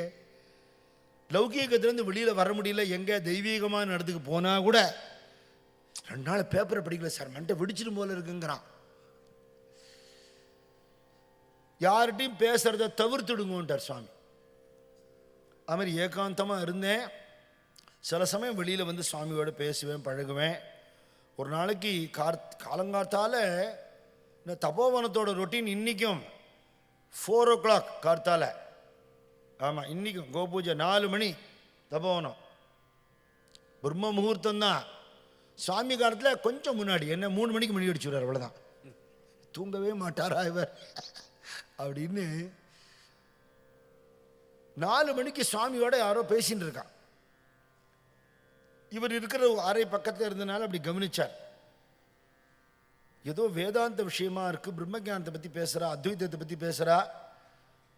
சுவாமி ஏதோ அப்படியா ஏதோ சொல்லிட்டு இருக்கார். நம்ம சுவாரஸ்யமாக ஏதோ நமக்கு விஷயம் கிடைக்கும் போல இருக்கேன்னு ஏந்திருக்க தோணித்து. அப்புறம் சுவாமி நம்ம தேவையில்லாமல் வர வேண்டாம்னு சொல்லியிருக்காரு அப்படின்னு சொல்லி அங்கே உட்காந்துட்டார். கொஞ்சம் அப்படியே இருக்கிற இடத்தையே கேட்டது கொஞ்சம் கவனிச்சார். வந்திருக்கிறவா சுவாமிகிட்ட எது தெரிஞ்சுன்னு போக வந்த மாதிரி தெரியல. அவளுக்கு என்ன தெரியுமோ அந்த சுவாமிகிட்ட காட்டிக்கணும்னு வந்த மாதிரி தெரிஞ்சுது. நல்ல வேலை நம்ம போல அப்படின்னு இங்கேயே உட்காந்துட்டான். அவள் கிளம்பி போயிட்டான். கும்பகோணத்துலேருந்து வந்திருந்தா, நிறைய தெரிஞ்ச விஷயம் படிச்சிருக்கா, நிறைய புக்கிஷ் நாலேஜ். இவர் அப்புறமா வெளியில் வந்தார். கொஞ்சம் கழிச்சு நமஸ்காரம் பண்ணார். சத்த முன்னாடி வராமல் போயிட்டாளே அப்படின்னார் சுவாமி. என்ன ஞானம், என்ன மேதா விலாசம். சுவாமியோட குறும்பு இவருக்கு புரிஞ்சு கொடுத்தோம். என் காதில் கொஞ்சம் விழுந்தது சுவாமி, அதனால தான் நான் வரல அப்படின்னார். ஆமாம், அவளும் வெறும் சப்தம் கோஷம் அப்படின்னு விட்டார் சுவாமி. அனுபவமே இல்லை. அனுபவம் இருக்கிறவன் எப்படி பேசுவான்? ஒரு வேதாந்த அனுபவம் இருக்கிறவன் ஒரு பிரம்மஞானியை பார்த்துட்டா பேச முடியுமா? இல்லையா? தாங்கிற அத்து போன நிலையில யார்கிட்ட யார் பேசுறது? அடங்கி இருக்கக்கூடிய இடம் இல்லையா? இந்த அத்வைத அனுபவம்ங்கிறது ஒரு டெக்னிக்கலான விஷயம். அது எக்ஸ்பிளைன் பண்ணால் புரியவே புரியாதுங்கிறதுனாலேயே முமுட்சுக்களுக்கு மட்டும்தான் அதை உபதேசம் பண்ணணும்னு சொல்லப்பட்டிருக்கு. அபிஷிக்தானந்தா அதெல்லாம் விமர்சனம் பண்ணி எழுதியிருக்கார், புக்கிலே இருக்க. பிரமாதமாக டீக்காக ட்ரெஸ் பண்ணிட்டு வந்து கம்ஃபர்டபுளாக உக்காண்டு அத்வைதத்தை கேட்டுவிட்டு அத்வைதத்தை பற்றி டிஸ்கஸ் பண்ணிட்டு அப்படி கேன்டீனில் போய் காஃபி டீ எல்லாம் சாப்பிட்டுவிட்டு அப்படி இஸ்திரி மடிப்பு கலையாமல் கிளம்பி போகிறவாள்லாம் கிண்டல் பண்ணுறது வருது. தேக அபிமானம் போகிறது தானே அத்வைத்தம். அது வெறும் ஒரு தெரிஞ்சுக்கக்கூடிய ஒரு சாதாரண விஷயமோ டிஸ்கஸ் பண்ணுற விஷயமோ இல்லையே, அனுபவமான ஆகணும்னு சொல்கிறார். சுவாமிகிட்ட வந்து அதுக்கப்புறம் பேசின்னு இருந்தார். யார் யாரோ பக்தாள்லாம் வராளோ, வெளிநாட்டிலேருந்து யாராவது வந்தால் அவள் பேசும்போது டிரான்ஸ்லேஷன் சமயத்தில் சரியாக அமையலன்னு அபிஷிக்தானந்த ஹெல்ப் பண்ணுற அளவுக்கு வந்துட்டே இருப்போம். பீட்டர்னு ஒருத்தர் வந்திருக்கார் ஃபாரின்லேருந்து. அவர் என்னன்னு கேளுங்க அப்படின்னார் சுவாமி. சுவாமிக்கு தெரியாதுன்னு அர்த்தம் இல்லை. மகாபரிவாளே ஸ்கூலில் அப்படி கான்வென்ட் இங்கிலீஷில் படித்தவர், ஷேக்ஸ்பியர் ட்ராமாலெலாம் ஃபஸ்ட்டு ப்ரைஸ் வாங்கினவர், பைபிள் ரிசைட்டெல்லாம் ஃபஸ்ட்டு ப்ரைஸ் வாங்கினவர். ஆனால் மடத்து சம்பிரதாயத்தில் அந்நிய பாஷையில் பேசப்படாதுன்னு இருக்கிறதுனால பக்கத்தில் இருக்கிற யாரையாவது விட்டு தான் பேச சொல்லுவார். டிரான்ஸ்லேஷன் சரியாக வராத போது அந்த வேர்டு எடுத்து கொடுப்பார். டெக்னிக்கலாக எல்லா வேர்டும் அவருக்கு தெரியும், தெரியாத விஷயமே கிடையாது. சுவாமியும் அதே மாதிரி இங்கிலீஷில் பேசாமல் அவளை பேச சொல்கிறார். சத்யசாய் பாபா அது எனக்கு நினைவு வருது. ஆபர்ட்ஸ்பர்கில் ஒரு ஸ்பீச்செல்லாம் நிறைய கேட்டிருக்கேன். அந்த காலத்தில் 70s 80sலலாம் ஒரு 3 மணி நேரத்துக்கு மட திறந்த வெள்ளம் மாதிரி கட்ட கட்ட கட்ட கட்ட கட்ட கட்டன்னு பேசுவார். ஒரு பிட்டு பேப்பர் கூட கையில் கிடையாது. அப்படி வரும் அருமையான அமிர்தமான விஷயங்கள். இந்த சுந்தர தெலுங்குங்கிறது அவர் பேசியது கேட்டால் தான் தெரியும். அவ்வளோ ஸ்வீட் வாய்ஸ், பேசும்போதே, பாடும்போது கேட்கவே வேண்டாம். இந்த பிரேமஸ்வரூபலாரான்னு சொல்லி ஆரம்பிச்சாருன்னா அந்த ஃபஸ்ட்டு வேர்டே நம்ம க்ளீன் போல்ட் ஆகிடுவோம். அப்புறம் அருமையாக பேசிவிட்டு கடைசியில் ஒரு பாட்டு, எதர் பிரேமமுதித்த மனசுக்கோ இல்லை ஹரிபஜன் அபினா, அது ரெண்டுத்தில் ஒன்று பாடுவார். பக்கத்தில் ஒரு இங்கிலீஷ் டிரான்ஸ்லேட் பண்ணுறதுக்கு ஒருத்தர் இருப்பார். இவர் பேசுகிற ஸ்பீடுக்கு அவர் வார்த்தை கிடைக்காம தடுமாறுவார் பாவம். நடுவில் ராங்காக சொல்லிட்டா இங்கிலீஷ் வேர்டு அதுக்காவது நான் அப்படின்னு கரெக்ட் வேர்டு இவர் எடுத்து கொடுப்பார். தெரியும், தெரியாமலாம் இல்லை, பட் அவளுடைய அந்த ஸ்வபாஷையில் பேசுவாள், அது ஒரு வழக்கம். இவர் அபிஷிக்தானந்தா வந்து டிரான்ஸ்லேட் பண்ணி சொல்கிறார். அப்போ சுவாமி அவர்கிட்ட சொல்கிறார், ஏன் தெரியுமா சம்ஸ்கிருதத்திலேயோ தமிழ்லையோ இருக்கிற வேதாந்த வாக்கியங்களுக்கெல்லாம் சரியாக இங்கிலீஷில் சொல்ல முடியல? இந்த இங்கிலீஷ் பாஷைங்கிறதே லௌகீக விஷயத்துக்காகவே ஏற்பட்டது. விஞ்ஞான முன்னேற்றம், வியாபாரம் இதுக்கு ஏற்பட்டது. பாரத தேசத்து பாஷைகள், குறிப்பாக சம்ஸ்கிருதம் தமிழில் சுவாமி சொல்கிற வார்த்தை சப்த பிரம்மம் இருக்குங்கிறார் Swami. It is not a language, it is not a sound. ஒருதான் திருவண்ணாமலை கோவிலுக்கு போயிருந்தபோது கோவில் வெளியில் ஃபாரினர்ஸ் ஒரு 100 பேர் உட்காந்து அப்படியே ஒரே குரலில் பிரணவமும் பஞ்சாட்சரமும் சொன்னான். கோவிலே நடுங்கி போயிடுது. அப்படி ஒரு வைப்ரேஷன். ஓம்ங்கிறது என்ன ஒரு வேர்டா, ஒரு சவுண்டா? அது எப்படி சொல்லணுமோ அப்படி சொன்னால் உடம்புல அப்படி வைப்ரேஷன் கிரியேட் பண்ணுறதே சப்த பிரம்மங்கிறார் சுவாமி. இங்கிலீஷில் அந்த சப்த பிரம்மம் கிடையாது. எல்லா சம்ஸ்கிருத வார்த்தைக்கும் கரெக்டாக டிரான்ஸ்லேட் பண்ணவே முடியாதுங்கிறார் சுவாமி. இது உண்மைங்கிறார் அபிஷிக்தான். ஏன்னா அவன் சம்ஸ்கிருதம் தெரியும், தமிழும் தெரியும், இங்கிலீஷும் தெரியும், ஃப்ரெஞ்சும் தெரியும். சாமி சொல்கிறது ரொம்ப கரெக்டு அப்படிங்கிற லாங்குவேஜ் ஞாபகம் வருதுனால சொல்கிறேன். இங்கிலீஷில் ஒரு லெட்டர் வந்திருக்கு, அது ஒருத்தர் படிக்கிறார் சுவாமிக்கு. ஒரு லைனாக படித்து படித்து டிரான்ஸ்லேட் பண்ணிகிட்டே இருக்கார். அப்படியே படித்து விடுவோம் அப்படின்னார் சுவாமி. அவர் சொல்லி படித்து முடித்த உடனே அதுக்கு பதில் சுவாமி சொல்கிறார் தமிழில். இதை நீ அப்பா அவளுக்கு எழுதி போடு இங்கிலீஷில் அப்படிங்கிற. திருக்கோவிலூருக்கு சுவாமி வண்டியில் போயிட்டு இருக்கிறத 2 பேர் முன்னாடி ஒருத்தர் டிரைவ் பண்ணுற இன்னொருத்தர் உட்காந்துருக்கார். Swami has the promise that I will come to my house once, can we ask him today அப்படின்னு கேட்குறாரு. ஆமாம் இன்றைக்கே போயிடலான்னார் இவர். பின்னாடி உட்காந்து சுவாமிக்கு இங்கிலீஷ் தெரியுமான்னு. சுவாமி சிரிச்சுட்டே, மேகத்தை சூரியனை மேகம் மறைக்கும், ஒளி எங்கே போயிடும் அப்படின்னா. அவளுக்கு தெரியாதுன்னு நினைக்கிறது நம்மளோட அறியாமல். ரமணாசிரமத்திலேருந்து 2 பக்தைகள் வந்திருக்கா. ரமண பகவான் சித்தியானதுக்கப்புறம் நிறைய பேர் அங்கே இங்கே வருவா. அதில் அவளோட எண்ணம் என்ன, ஒரு பிரம்மஜானியை தரிசனம் பண்ண மாத்திரத்திலேயே அப்படியே கையிலேருந்து ஒரு ஒளி வந்து நம்ம மண்டைக்குள்ளே அப்படியே புகுந்து அடுத்த நிமிஷம் நம்ம ஞானி ஆகிடுவோம். அது சினிமாவில் வேணால் நடக்கும், நிஜ லைஃப்லாம் நடக்காது. ஆனால் ஆர்வம் இருக்குது, இந்த க்ஷணம் நமக்கு கிடைக்கணும் அப்படிங்கிற ஒரு தாபம். பாசாங்க இல்லை. அவள் வர்றதுக்கு முன்னாடியே சுவாமி வந்து அவள் வரப்போறான்னு சுவாமிக்கு தெரிஞ்சு போயிடுத்து. யாரும் சொல்லலை. ஜூஸ் எல்லாம் ரெடி பண்ணி வைக்க சொல்லி, இப்போ ஃப்ரிட்ஜ் இருக்க மாதிரி ஃப்ரிட்ஜு கிடையாது, ஐஸ் பாக்ஸ் இருக்கும் தப்போனில், தெர்மாக்கோல் பாக்ஸ், அதில் ஐஸ் போட்டு உடச்சி வச்சுருக்கார். அது அவளுக்கு கொடுக்க ரெடி பண்ணிட்டு அவள் வந்து உட்காண்டிருக்கா. நல்ல வெயில், மூஞ்சியெல்லாம் செவந்து கிடக்கு. சுவாமியை நமஸ்காரம் பண்ணிட்டு உட்காண்டிருக்கா. டிரான்ஸ்லேட் பண்ணுறதுக்கு ஒருத்தர் வந்திருக்கார். சுவாமி முதல்ல ஜூஸு சாப்பிட்டோம்னு சொன்னான். அவள் புது இடம், தண்ணி வேணும், தீர்த்தம் வேணும்னு கேட்குறதுக்கு தயங்குற இடத்துல அவளுக்கு ஜூஸ் வேணும், என்ன ஜூஸ் பிடிக்குங்கிறது உள்பட தெரியும் அவருக்கு. கொடுத்து வச்சு ரெடி பண்ணியிருக்கேன். குடிச்சிட்டு ஃப்ரெஷ் ஆகிட்டா. சுவாமிகிட்ட கேட்குறா, சுவாமி மனுஷ வாழ்க்கையோட லட்சியமே பிரம்மானுபவம் தானே, தன்னைத்தானே ரியலைஸ் பண்ணுறது தானே. அது ஒரு ஞானிகளுடைய சன்னிதானத்தில் கிடைக்கும்னு நான் படிச்சிருக்கேன். ரமண பகவானை பற்றி படித்து தான் நாங்கள் வந்தோம், திருவண்ணாமலைக்கு போனோம். பகவான் சித்தி ஆகிட்டார், அதிர்ஷ்டானம் தான் பார்த்தோம். உங்களை பற்றி கேள்விப்பட்டோம், அதே அப்படியே மாதிரி ஒரு பிரம்மஞானி இங்கே இருக்காருன்னு சொல்லி ஓடி வந்தோம். உங்களை தரிசனம் பண்ணிட்டோம், எங்களுக்கு ஏன் நீங்கள் ஞானம் வரலன்னு கேட்டான். சாமி சிரிச்சுண்டார். 2 பக்கம் வாழைத்தார் இருக்கு, அதை காமிச்சார். இது எப்படி இருக்கு, அது இன்னும் பழுக்கலை சுவாமி, அதனால க்ரீனிஷாக இருக்கு. இந்த பழம் சாப்பிட்டா அப்படி இருக்கும், துவர்ப்பாக இருக்கும்.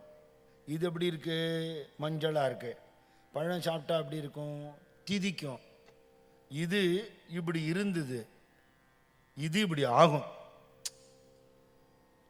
பருவத்தால் அன்றி பழா அப்படின்னு சார். ஒரு ஸ்டேஜ் வரல டிரான்ஸ்லேட் பண்ணிகிட்டே இருந்தார் ஒருத்தர். ஒரு ஸ்டேஜுக்கு அப்புறம் சுவாமி டைரக்டாக வாட்ட தமிழில் பேசினா தே வேர் ஏபிள் டு அண்டர்ஸ்டாண்ட் தட்டுங்கிற. அப்புறமா இது அபிஷிக்தானந்தா சொல்கிறார், பாஷைகளை கடந்த ஒரு டிரான்ஸ்மிஷன் நடக்கிறது அங்கேங்கிற. பெரியவா வந்து வெஸ்ட் மாம்பலத்தில் இருக்கும் பொழுது அவரை தரிசனம் பண்ணி டவுட்ஸ் எல்லாம் கேட்கறதுக்காக அவர் அம்மா ஃபாரின்லேருந்து வந்திருக்கா. பெரியவாள்கிட்ட சொல்கிறோம் நாங்கள் எப்படியாவது அப்படிங்கிறா. அன்றைக்கி பூஜை முடிகிறதுக்கு தாமசம் ஆகிடுத்து. முடிஞ்சு பெரியவா அப்படியே மேனாக்குள்ளே போய் சுருண்டு படுத்துன்னு விட்டார். அவர்கிட்ட முன்னாடியே செய்தி அனுப்பிச்சு, அது மாதிரி ஃபாரின்லேருந்து வரா, உங்கள்கிட்ட தான் டவுட்டெல்லாம் கேட்கணுங்கிறான்னு பெரியவா உத்தரவு கொடுத்துருந்தார். ஆனால் அன்றைக்கி ரொம்ப நேரம் ஆகிடுத்த பூஜை. அவள் சாயந்தரம் கிளம்பணும், சாயரட்ச பூஜைக்கு இருக்கிற மாதிரி இல்லை. என்ன பண்ணுறதுன்னு தெரியலையேன்னு ஒரே கவலை. பெரியவா கோச்சிக்க மாட்டாருங்கிற தைரியத்தில் இவளை அங்கே கூட்டின்னு போக முடியாது. பெரியவா ரெஸ்ட் எடுத்து நிற்கிற அந்த மேனாவையும் அப்படியே தூக்கின்னு வந்து இவா வீட்டுக்கிட்ட ஒரு இடத்துல உள்ள வச்சுட்டா. மடத்து பக்தாள் தான், நெருக்கமானவா, அவள் தான் அப்படி பண்ண முடியும். நீ தரிசனம் மட்டும் பண்ணிக்கோமா, ஒருவேளை கண்ணை திறந்து பேசினா நீ பேசுறதுக்கு பாருன்னா. ரொம்ப நேரம் உட்காண்டே இருந்தா. கொஞ்ச நேரம் கழிச்சு இப்படி கண்ணை திறந்து அவளை அப்படி பார்த்தார், பேரண்டு படுத்துட்டார், முடிஞ்சு போச்சு, அவ்வளோதான். இவ உட்காந்து அழுதுண்டே இருக்கா.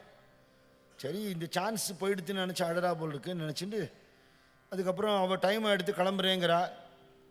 பிரசாதம்லாம் கொடுத்துட்டு பெரியவாளை திருப்பி கொண்டு மேலே அவங்க எழுந்துருளை பண்ணிட்டா. அப்புறம் அவள்கிட்ட தப்பாக எடுத்துக்காதம்மா, அவள் மகான்கள், அவளை வந்து ஸ்பெசிஃபை பண்ண முடியாது.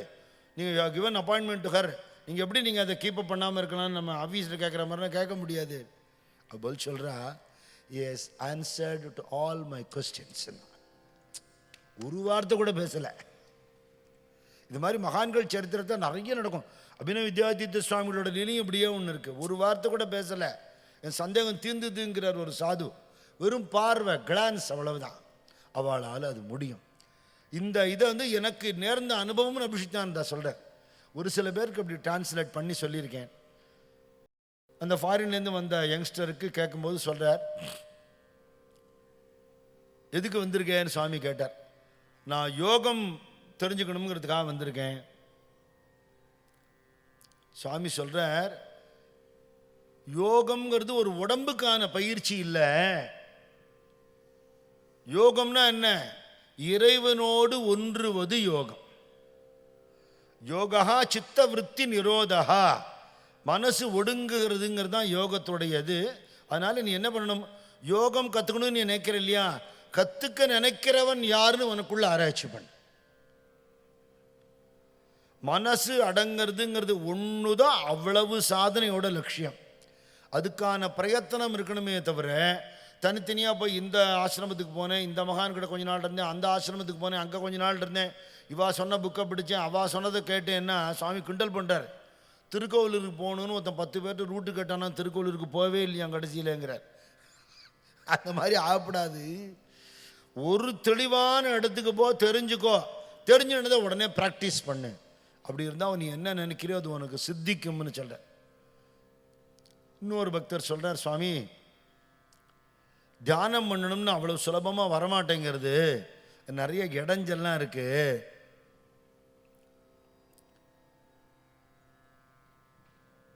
அகஸ்தியரோட பாட்டு சுவாமியே சொல்றார், ஞான தியான சமாதியிலே அருள் நாடகமாடிடும் நாள் எதுவோ.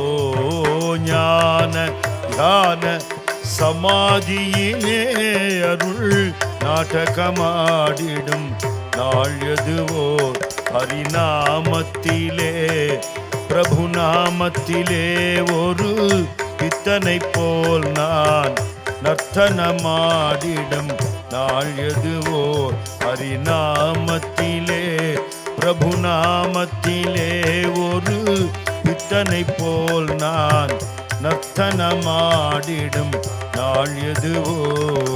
ஹரி ஓம் ஹரி ஓம் ஹரி ஹரி ஓம் ஹரி ஓம் ஹரி ஓம் ஹரி ஹரி ஓம் ஹரி ஓம் ஹரி ஓம் ஹரி ஓம் ஹரி ஓம் ஹரி ஹரி ஓம் ஹரி ஓம் ஹரி ஓம் ஹரி ஹரி ஓம் ஹரி ஓம் ஹரி ஓம் ஹரி ஹரி ஓம் ஹரி ஓம் ஹரி ஓம் ஹரி ஹரி ஓம் ஹரி ஓம் ஹரி ஓம் ஹரி ஹரி ஓம். சுவாமி குரல்லையே சொல்வார், ஞான தியான சமாதியிலே, அவர் வாய்ஸ்லேயே இருக்கு, அருள் நாடகமாடிடும் நாள் எதுவோ அப்படிம்பார். நாம சங்கீர்த்தனத்தினால மனசு பாரம் குறைஞ்சு பாபம் குறைஞ்சு லகுவாகும் பொழுது யோகம் லபிக்கும், தியானம் லபிக்கும். அவ்வளோதான் விஷயம். பஜனைங்கிறது ஒரு பெரும் என்டர்டெயின்மெண்ட் இல்லை, பொழுதுபோக்குற விஷயம் இல்லை. அதில் துக்காராம் மகாராஜ் எல்லாம் நாம சங்கீர்த்தனம் பண்ணியே இல்லையா, விட்டல கீதி காவா விட்டல சித்தி தியாவா விட்டல உபா பஹாவா விட்டேவரி. எப்படி பஜனை பண்ணணும்? விட்டல கீதம் பாடு, விட்டல சித்தத்தில் வச்சுக்கோ. அப்படி பண்ணா என்ன ஆகும் தெரியுமா? தோ வந்து நின்றுட்டு இருக்கான் பார். விட்டல உபா பஹாவா விட்டே வரி. அவன் வெளியில வந்து நின்றுட்டான்னு எப்படி தெரியும்? உள்ள தெரியும்டா. விட்டல கீதி காவா விட்டல சித்தி ஜாவா. அதுல வரும் லாக லீ சமாதி விட்டல நாமே. நாமா சொல்லி சொல்லி சொல்லி தன்னை மறந்து உன்மத்தமாகி சமாதி நிலைக்கு நீ போயிடுவ. பண்டார மலை மேல அப்படித்தானே இருந்தார் அவர் 7 நாளைக்கு. கோபாலகிருஷ்ண பகவத் சுவாமிகள் 1973 தான் நரசிம்மர் சரணத்தை அடைஞ்சார். நாமாஜி சொல்வார், அவர் பஜனை பண்ணிட்டு பாவ சமாதிக்கு போயிடுவார். பரமஹம்சர் அப்படி பஜனையில் பாவ சமாதிக்கு போறாருன்னு அமுதமொழிகளில் இருக்கு. கோபாலகிருஷ்ண பகவதர் அப்படி போனதை பார்த்தவா இருக்கா அன்னைக்கும். நாமாஜி அப்படி பஜனையில் பாவ சமாதியில் இருந்தது நாங்கள் பார்த்துருக்கோம். சத்தியம் இல்லையாது. கஷ்டப்பட்டு சாதனை பண்ண வேண்டாம், சுலபமான சாதனை. நாம சங்கீர்த்தன சாதன பைசோபே. எளிமையானது. ஜலத்தீல பாபே ஜன்மாந்தரி சீ ஜன்மாந்தரி சீ. நாம சாதன பைசோபே ஜலத்தீல பாபே ஜன்மாந்தரி நலகதி சாயாஸ் जावे वनांतरा. नलगति सायास जावे वनांतरा. सुखे ये तो गरा नारायण. सुखे ये तो गरा नारायण. नाम संकीर्तन साधन पैसो पे. नाम संकीर्तन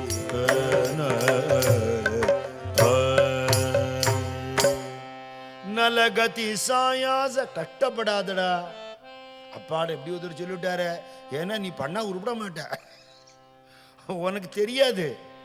உடம்ப வருத்தின்டா ஞானம் கிடைக்கும். நீ எவன் சொன்னா? சுவாமி கேட்குறாரு அபிஷிக்தானந்தாட்ட. அவர் கேட்குறா, சுவாமி விரதம் இருக்கிறது, கண் முழிக்கிறது, கடுமையான தபஸ் இருக்கிறது, அதெல்லாம் பண்ணுவா, அதுக்கும் ஞானத்துக்கு சம்பந்தம் இல்லை அப்படின்னுட்டார். அப்படியா? நீங்க காஷ்மீர்ல தபஸ் இருந்திருக்கேள், அன்னாகாரம் இல்லாமல் இருந்திருக்கேள். அது சுவாமி சரித்திரத்தில் நடந்தது. அது எல்லாருக்கும் அவசியம் இல்லை, அவசியம் இல்லை. கண்முழிக்கணும்னு ஞான சாதனத்தில் சொல்லப்படலை. கண்முழிக்கிறோம், உங்க இஷ்டம். பட்னி கிடக்கிறாள், உங்க இஷ்டம். உபவாசம்னா பட்னின்னு நம்ம புரிஞ்சுட்டு இருக்கோம். சுவாமி சொல்றார் உபவாசம்னா டு லிவ் வித் காடுங்கிறார். வாசம் உப, பகவானோட இருத்தல். Mentally you should have the proximity to be with God. அது முக்கியமே தவிர இன்னைக்கு என்னென்ன சாப்பிடப்படாது, என்ன சாப்பிட. போன ஏகாதசிக்கு அரிசி உப்புமா பண்ணோம், இந்த ஏகாதசிக்கு சப்பாத்தி பண்ணலாமோ, தொட்டுக்கிறதுக்கு என்ன பண்ணுறது, இது என்ன உபவாசம் வேண்டி கிடக்கு. நலகதி சாயாஸ். கஷ்டப்படாத, உடம்ப வருத்திக்காத, ஒரே லட்சியமாரு பகவான் அடையணும்னு இரு. பசிச்சால் ருச்சிக்கு சாப்பிடாமல். ஒரு சுவாமியோட வாய்ஸ் இருக்கிற ஒரு உபன்யாசத்தில் இருக்க, கேரளாலேருந்து வந்திருந்தா, அனாவசிய பேச்சு இல்லை, எப்போ பாரு சத்விஷயந்தான், தியானந்தான். இங்கே ஸ்தோத்திர பாராயணத்தை கலந்துப்பா, ஆகாரத்துக்கு வந்து சாப்பிடணுங்கிற ஒரு பெரிய ருச்சியெல்லாம் இல்லை. கேட்டால் என்ன தெரியுமா சொல்லுவா சுவாமிச்சுரர், கொஞ்சம் சோறு கொஞ்சம் மோறு ஆஹா அப்படிம்பார். இதே எக்ஸாக்ட் வாய்ஸ் சுவாமி இது. கொஞ்சம் சோறு கொஞ்சம் மோறு ஆஹா அப்படிம்பார். ஏதோ பசிக்காமல் இருக்கிறதுக்கு ஒரு ஆகாரம்.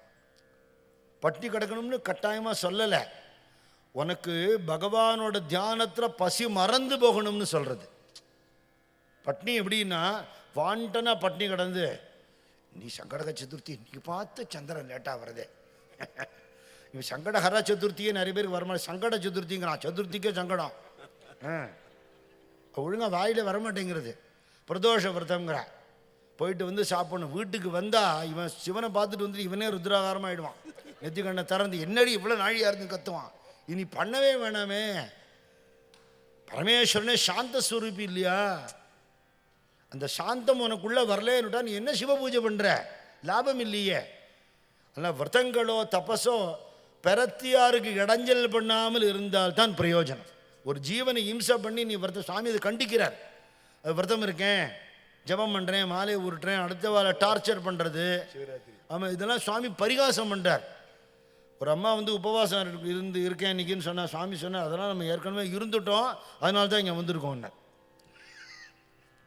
அதனால நலகதி சாயாச சமப்படாத என்ன ஜாவே வனாந்தரா. சுவாமி சொல்றார், காட்டுக்கு போக வேண்டாம், வனத்துக்கு போனால் கிடைக்கிறது தப்போ வனத்தில் கிடைக்கும். அதுக்கு தான் ஏற்படுத்தியிருக்கேன். ஏகாந்த ஸ்தலம்ங்கிறது தான் வனம். அங்கே தெய்வீகம் ஆகாரமும் கிடைக்கிறது, நமக்கு வேணுங்கிற ஆனந்தமான வேதாந்த அனுபவமும் கிடைக்கிறது. என்ன வேணும் வேற? இப்படி ஒரு இடம் இருக்கான்னு நிஜமாவே இருக்கு. நம்ம தமிழ்நாட்டில் அப்படி ஒரு இடம் இருக்க, அதை அனுபவிக்கணுமே நாம. அப்புறம் என்ன, நேரம் கிடைக்கும் போதெல்லாம் இந்த செதற மனசை ஒருநிலைப்படுத்தணும் இல்லையா? பல எண்ணங்களை ஒரு எண்ணமாக்கணும், பல சப்தங்களை ஒரு சப்தமாக்கணும். அது என்னது? பகவன் நாம. தாயிஞ்ச பைசோனி கரா ஏகச்சித்த அவடி அனந்த ஆள.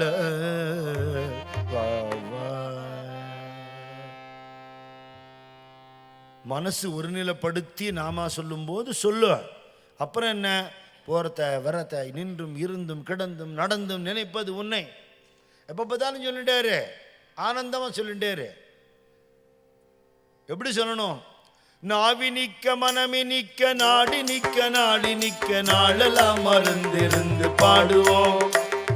நாத யோக தேகமாகி நாத நாத நாதவென்று நாகராஜனை பணிந்து பாடுவோம். நாகராஜனை பணிந்து பாடுவோம்.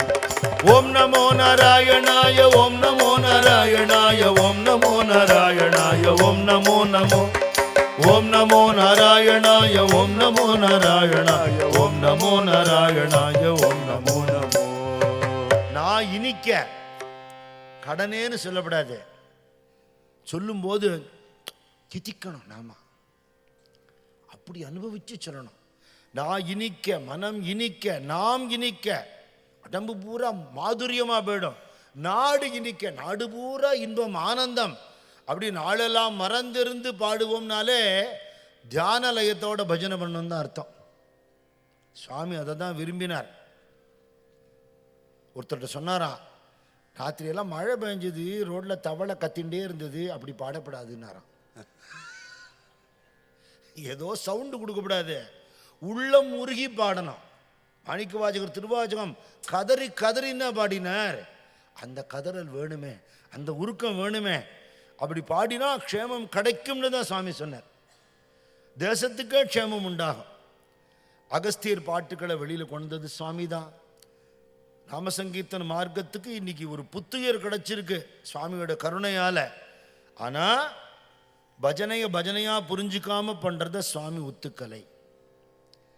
சுவாமியுடைய மெசேஜ் என்ன?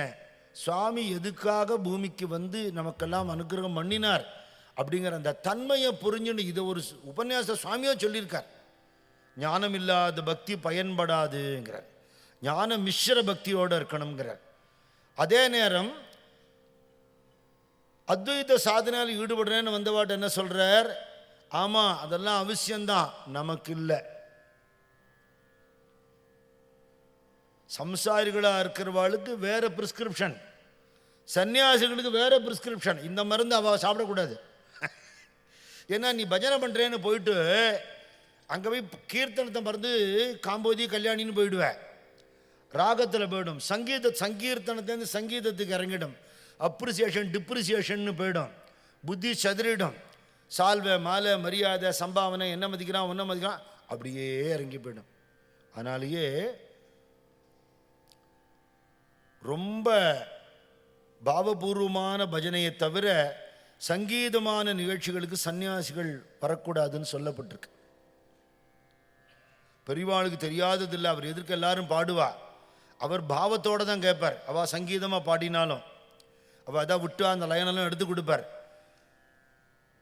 பெரியவா ரகசியமாக யாரும் இல்லாத போது தான் அவர் மதுரமாக பாடி கேட்க முடியும். எல்லா இடத்துக்கும் பாட மாட்டார். என்ன கந்தர்வ வித்தை, அது ஆகர்ஷணம் உண்டு. ஆகர்ஷணம்னாலே பிரச்சனை. சன்னியாசிக்கு அது ஏகாந்தத்துக்கு விரோதம்ங்கிறதுனால அபிஷிக்தானந்தாட்ட சொல்கிறார், இந்த பூஜை பஜனை வழிபாடு கோலாகலம் எல்லாம் நமக்கு இல்லைன்னுட்ட. யாருக்குன்னு சுவாமி சொல்லியிருக்காரோ அவள் தான் அதை பண்ணணும். யாருக்கு சொன்னதை யாரும் எடுத்து செய்யக்கூடாது. அப்படி இருந்து ஏகாந்த வாசமாக இருந்து குரு கொடுத்த உபதேசங்களை வாங்கிட்டு முயற்சி பண்ணிகிட்டே இருக்கணுங்கிறார். நான் ரொம்ப வருஷமாக ட்ரை பண்ணுறேன் சுவாமி, எனக்கு வரலேன்னு ஒருத்தர் சொன்னார். ஒரு தரிசு நிலம் கிடச்சிருக்கு நமக்கு, அதில் விவசாயம் பண்ணணும். தோண்ட தோண்ட பாறையாக வருது, கிணறு தோண்ட முடியல, விட்டுடுவோமா? தண்ணி வரவர்களும் தோண்டுவோம் அப்படிங்கிற சுவாமி. இன்றைக்கி போர் போடுறவா எங்கேயோ 10 அடியில் வந்ததுங்கிறான், நான் 60 அடி போட்டேன், 120 அடி போட்டேங்கிறான். 300 அடியாக இருக்கட்டும், தண்ணி வரவர்களும் தோண்டுவோம். அது மாதிரி உனக்கு உன்னோட லட்சியம் நிறைவேறவரை நீ தியானத்துக்கான பயிற்சி பண்ணணும். குருநாதர் காட்டின வழியில். ஒருத்தருக்கு 4 நாள் சித்திச்சதுன்னா ஒருத்தருக்கு 8 நாள் ஆகும், ஒருத்தருக்கு 1 ஜென்மம் ஆகும், தெரியாது. ஆனால் இதுதான் மார்க்கம், இதுதான் வழின்னு சொன்னால் அந்த வழியில் முயற்சி செய்யணும். அதுக்கு முன்னாடி நம்மளை பண்படுத்திக்கணுங்கிறார். ஒரு உத்தம குரு அனுகிரகம் பண்ணுறாருன்னு சொன்னால் அது நல்ல விதைக்கு சமானம். நல்ல விதை தான், ஆனால் தரிசு நிலத்தில் விதைக்க முடியுமோ? அந்த விதைக்கு பொட்டன்ஷியாலிட்டி இருக்க, பூமிக்கு சத்து இல்லை. அப்போ அந்த பூமியை நல்ல நிலமாக மாற்றி பண்படுத்தி அதுக்கப்புறம் விதைய போடுறாப்புல சத்சங்கத்தினால மனசை சுத்தமாக்கி கொண்டு குரு உபதேசத்தை எடுத்துக்கணுங்கிற. அப்போ தான் அது வேலை செய்யும். இல்லைன்னா மகான்கள் கூடவே இருந்த எத்தனையோ பேர் அந்த மகானுடைய கந்தம் கூட இல்லாமல் இருந்திருக்கிறத நம்ம பார்த்துருக்கோம். ஒரு மகான் கூடவே இருந்தோம்னா அந்த ஸ்பிரிச்சுவாலிட்டி தங்கிட்ட கொஞ்சம் கூட ரிஃப்ளெக்டே ஆகாமல் தான் முன்னாடி இருந்தாப்புலையே இப்போ இருக்கா மாதிரி இருக்கிற எத்தனையோ பேர் நம்ம பார்த்துருக்கோம். என் நண்பர் ஒருத்தர் ஒரு வார்த்தை சொன்னார், நான் நிறைய கதையில் சொல்லியிருக்கேன். நீங்கள் அந்த நண்பரே வந்திருக்கார், ராமகிருஷ்ண மடத்து பக்தர். அவர் சொன்னார், அண்ணா உடைகள் மாத்திராப்போல உள்ளங்களை மாற்ற முடியாதுன்னார். அதுதான் உண்மை. டக்குன்னு காவி எடுத்து கட்டினுலாம், இந்த காவிக்கு ஏற்ற மாதிரி இருக்க முடியுமா? வைராக்கியம் வந்துடுமா? வைராக்கியம் வந்துடுத்துன்னா காவி கட்டாயம் இல்லை, வைராக்கியம் வரலன்னா காவி பிரயோஜனம் இல்லைங்கிறார் சுவாமி, இல்லையா? இப்போ இந்த வைராக்கியம் தொடர்ந்த சத்சங்கத்தில் குருகுலத்தில் இருந்து சேவை பண்ணி குரு உபதேசங்களை உள்வாங்கி கொண்டு இருக்கிறவாளுக்கு மிக எளிமையான மிக உயர்ந்த மார்க்கமாக நாம சங்கீர்த்தனம் சொல்லப்பட்டிருக்கு. ஆனால் பாட்டு எப்படி பாடியிருக்கா? நானும் தேவாரம் பாடணும்னு பாடலை. எப்படி பாடினரோ அடியார் அப்படி பாட நான் ஆசை கொண்டேன் சிவனே. உன்னை அப்பரும் சுந்தரரும் ஆளுடைய பிள்ளையும் எப்படி மணிவாசகரும் உருகினாலோ அப்படி உருக்கத்தோட ஒரு வார்த்தை ஒரு நாள் ஒரு பதிகம் பாட எனக்கு பாக்கியத்தை கொடு அப்படின்னா கேட்கணும் சுவாமிகிட்ட, இல்லையா? மனசு உருக வேண்டாமா? அப்படி உருகி பாடியிருக்கா சுவாமி. எதிர்க்க நிறைய பேர் சுவாமியோட பூர்ண அனுகிரகத்துக்கு பாத்திரமாயிருக்கா. அந்த மாதிரி நாம சங்கீர்த்தனத்துக்கு சுவாமி பூர்ண அனுகிரகம் பண்ணியிருக்கேன். நான் சர்வகாரிய சமுத்சாகம் ஞானானந்த குரும்பஜே சர்வதேவம் சர்வமதம் ஞானானந்த குரும்பஜேன்னு is beyond all religions all methods. And யாருக்கு எது தகுமோ அவளுக்கு அதை உபதேசம் பண்ணுவார். அவளுக்கு அப்படி சொன்னாலே ஆமாம் அது அவளுக்கு, இது அது நமக்கு இல்லை அப்படிம்பார். ஒரு பக்தர் உட்காந்துருக்கார் சுவாமி அறையில்.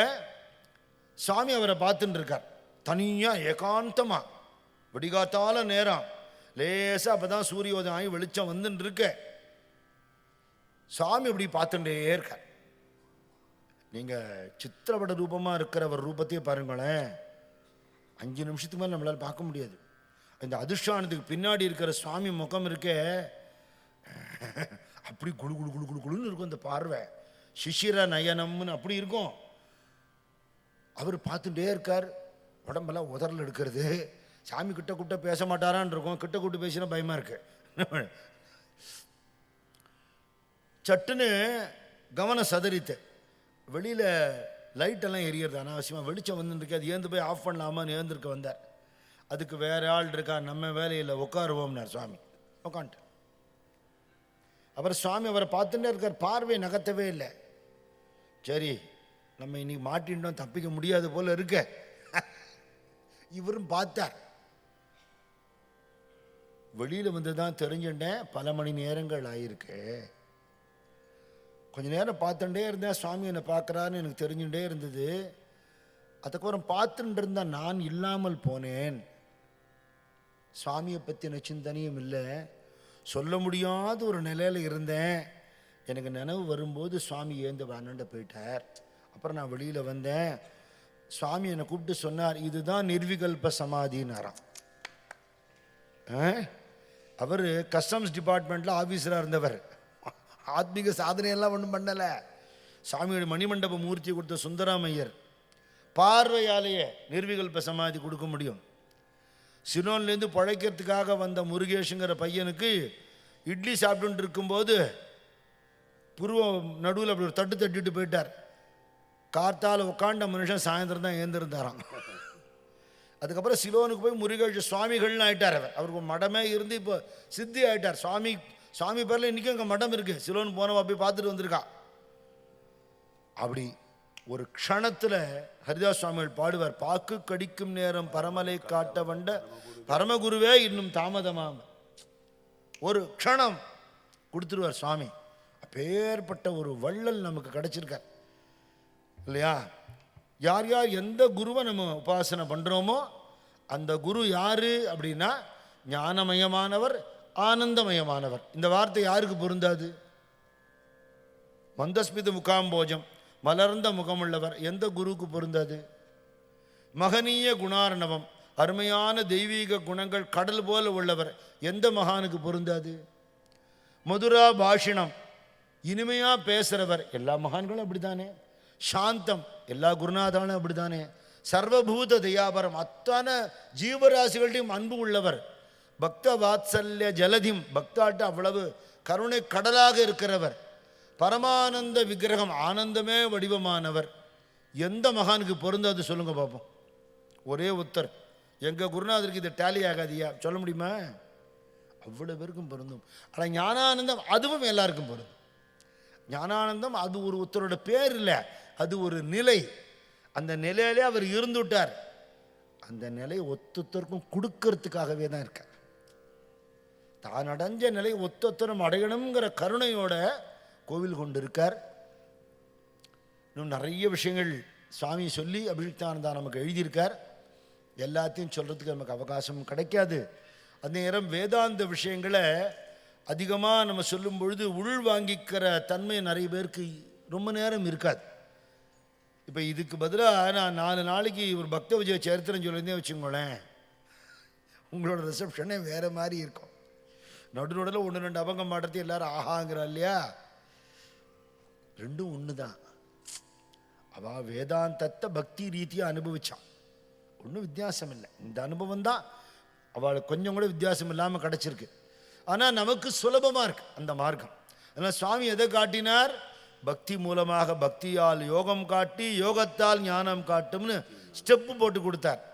இவரை மாதிரி இருக்கிற விரக்தாளுக்கு டைரக்டாக வேதாந்த உபதேசம். அவளுக்கு இந்த ஸ்டெப்பு வேணுங்கிறது இல்லை. ஒருவேளை பூர்வ ஜென்மாலவாத முடிச்சிருப்பா. நமக்கு ஸ்ரத்தையோடு நம்ம கர்மாக்களை பண்ணுறது, செல்ஃப்லெஸ் சர்வீஸ் பண்ணுறது, ஒரு பிரேமையோட ஒரு டிவோட்டட் ஹார்ட்டோட பகவானுக்கு பக்தி பண்ணுறது. பகவான்கிறவர் எந்த ரூபத்தில் வழிபட்டாலும் ஒரு தெய்வம் தான். அந்த ஒரு தெய்வம் குரு தெய்வமாக நேர வந்திருக்கு. பார்க்க முடியாத தெய்வத்துக்கிட்ட மனசு லயிக்க மாட்டேங்கிறது. உணர முடியாத ஆத்மஸ்வரூபத்துக்கிட்ட மனசு லயிக்க மாட்டேங்கிறது. பார்க்க முடியாத தெய்வமே, உணர முடியாத ஆத்மஸ்வரூபமே பார்க்கக்கூடிய உணரக்கூடிய வடிவத்தில் குருநாதனை வந்திருக்கு. கசக்கிறதா இல்லையா? எசன்ஸ் தானே. அதனால் அந்த குருநாதனை உபாசனை பண்ணுறது, எப்படி உபாசனை பண்ணுறது, அவர் மேலே அருளி செயல்கள், பாடல்கள் ஞானமணி மாலையில் ஹரிதாஸ்கிரி சுவாமிகள் நிறைய எழுதியிருக்கார். லலிதா ராமானுஜாச்சாரிய அம்மா வற்றாத சொனேன்னு 300 பாட்டுக்கு மேலே எழுதியிருக்கா. மங்களம் சங்கரநாராயணன் மாமி அருமையாக சுவாமி எதிர்க்கையே பாடி அவர் அருளால் அனுகிரகம் பெற்றவா. அவள் குடும்பத்துக்காராலும் கூட வந்திருக்கா. அவள்லாம் நிறைய பாடல்கள் எழுதியிருக்கா. நேற்றுக்கு சொன்னேனே லீலா உமா அம்மா, இன்றைக்கி அவள் அந்த உமாமா எழுதின பாட்டு எங்கே சென்றாலும் பாடினோம். அந்த பாட்டு வந்ததையே சொன்னா, சித்தலிங்க மடத்தில் இருக்காரா தபோவனத்தில் இருக்காரான்னு கேட்பா. அதனால் எங்கே சென்றாலும் காணலாம்னு பாடினோம். இங்கே இருக்கார் அங்கே இருக்கார், சித்த சித்தலிங்க மடத்திலா மோனம் தரும் தபோவனத்திலான்.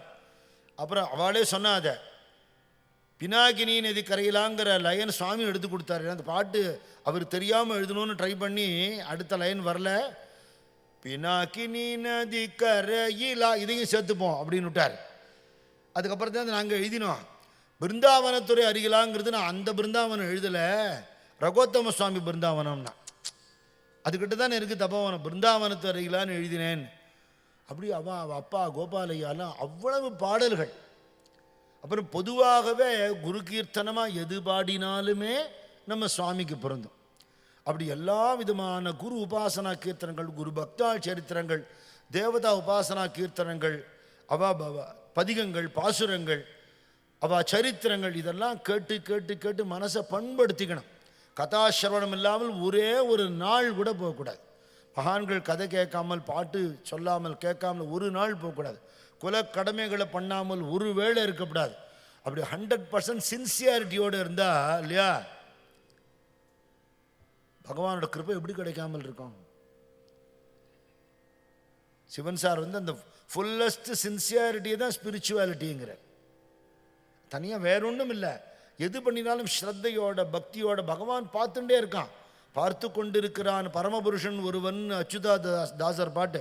பகவானுடைய சிசிடிவி கேமராவில் இருந்துகிட்டே இருக்கும். அவர்கிட்ட அதிகம் மறைக்க முடியாது. அந்த எண்ணத்தோட ஒரு ஒரு காரியமும் இருக்கிற பட்சத்தில் அத்தியாத்மிக அனுபவம் நமக்கு எப்படி கிடைக்காமல் இருக்கும்? பிரம்மானந்தம் எப்படி கிடைக்காமல் இருக்கும்? பஜனானந்தம் எப்படி கிடைக்காமல் இருக்கும்? நம்ம ஒத்தொத்தரையும் அந்த நிலைக்கு சுவாமி வசத்துவார். அவரோட கருணையால் அந்த 4 நாளைக்கு அவருடைய அருள் மொழிகளை யதாசக்தி அனுபவிக்கிற ஒரு பாக்கியம் நமக்கு கிடைச்சிது.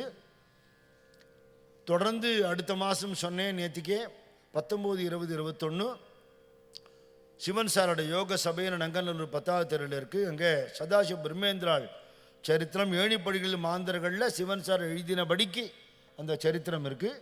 தொடர்ந்து 23லேருந்து நம்மளுடைய பஜனோத்சவம் இருக்குது. இப்போ நாளன்னைக்கு 11ஆம் தேதி அன்னைக்கு பௌர்ணமி ஞானானந்த வச்சனாமிர்தம் கோவிந்தபுரம் பாதுகா மண்டபத்தில் நடக்கும். யூடியூப்பில் உங்களுக்கு வந்துடும். யாருக்கு இந்த சத்சங்க விஷயங்கள் தெரிஞ்சுக்க விரும்புகிறீங்களோ, நம்மளுடைய உபன்யாசங்களோ இந்த பாத பூஜை விஷயங்கள்லாம் தெரிஞ்சுக்க விரும்புகிறவா உங்களுடைய வாட்ஸ்அப் நம்பர் கொடுத்தேன்னா நீங்கள் குரூப்பில் சேரும்போது உங்களுக்கு எல்லா விஷயங்களும் தெரிவிக்கப்படும். நீங்கள் எல்லோரும் இதில் பார்ட்டிசிபேட் பண்ணலாம். மனசில் ஒரு சங்கல்பம் இருக்குது. நவம்பர் மாதம் சுவாமி சங்கல்பத்தில் எல்லாம் நல்லபடியாக நடக்கிற பட்சத்தில் உத்தேசமாக அயோத்தியா மண்டபத்தில் இன்னும் அவட்ட கேட்கல, ஒரு வாரம் துளசிதாசர சரித்திரம் சொல்கிறதாக ஒரு எண்ணம் இருக்குது. சுவாமியோட கருணையில் அவர் அதை நடத்தி வைக்கணும்னு பிரார்த்தனை பண்ணிக்கிறேன். தொடர்ந்து நம்ம மகான்கள் சரித்திரங்களை யார் சொன்னாலும், எப்பொருள் யார் யார் வாய் கேட்பினும் அப்பொருள் மெய்ப்பொருள் காண்பது அறிவு. நம்மளுடைய சம்பிரதாயத்துக்கு பேதம் இல்லாமல், நமக்கு பேத உணர்ச்சி கொடுக்காமல், நம்மளை கன்ஃபியூஸ் பண்ணாமல் யார் சொன்னாலும் கேளுங்க. அப்படி கேட்டு நம்மளுடைய பக்தியை நம்ம வளர்த்துக்கணும். பக்தி ஒன்று தான் லட்சியம்னு பரமஹம்சர் சொல்கிறார். பக்தி ஒன்று தான் செல்வம்ங்கிறார். அந்த ஒரு செல்வம் கிடச்சிடுத்துன்னா லௌகீக செல்வம் ஒன்று தேடின்னு வருங்கிறார். உன்னை கிராவிடேட் ஆகி உங்ககிட்ட வந்துடும் அத்தனையும், நீ அதை தேடி போக வேண்டாம். ஆனால் உலக வாழ்க்கையில் எது பண்ணினாலும் பக்தியை விடாமல் இரு, குரு பக்தி தெய்வ பக்தியை விடாமல் இருன்னு சொல்கிறா. அப்படி இருக்கும்படி சுவாமி நம்மளுக்கு அனுகிரகம் பண்ணணும்னு பிரார்த்தனை பண்ணிட்டு ஒரு 5 நிமிஷம் இந்த சத்சங்கத்துக்கு கைங்கரியம் பண்ணவாளுக்கெல்லாம் ஒரு நன்றி சொல்லுவா. சொல்லிட்டு எல்லாரும் சுவாமி பிரசாதம் வாங்கிக்கணும்படியா கேட்டுக்கிறேன். ராம் ராம். ஒரு பாட்டு மறந்து போயிட்டேனே, அவர் முடிச்ச உடனே ஒரு பாட்டு பாடிடுறேன். இதுக்காகவே எழுதின பாட்டு, அது வேற உபன்யாசத்தில் பாட முடியாது. ஞானானந்தம் என்னும் மகாநதி, ஞானானந்தம் என்னும் மகாநதி, தவ ஞானியர் போற்றிடும் தபோநிதே, தவ ஞானி தயாநிதே தீனரை காத்திடும் தயாநிதி தீனரை காத்திடும் தயாநிதி அந்த வானவர் போற்றிடும் தெய்வநிதி அந்த வானவர் போற்றிடும் தெய்வநிதி ஞானானந்தம் ஞானானந்தம் ஞானானந்தம் ஞானானந்தம் என்னும் மகாநிதி ஆனந்தம் என்னும் மகாநதி தவஞானியர் போற்றிடும் தபோநிதி தவஞானியர் போற்றிடும் தபோநிதி சாகாவரம் தரும் முக்தி நிதி சாகாவரம் தரும் முக்தி நிதி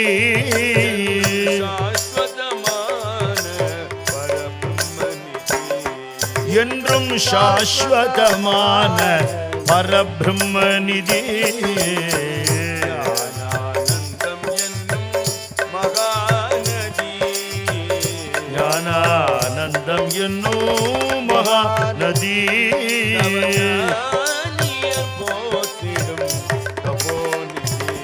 தவஞானியர் போற்றிடும் தபோநிதி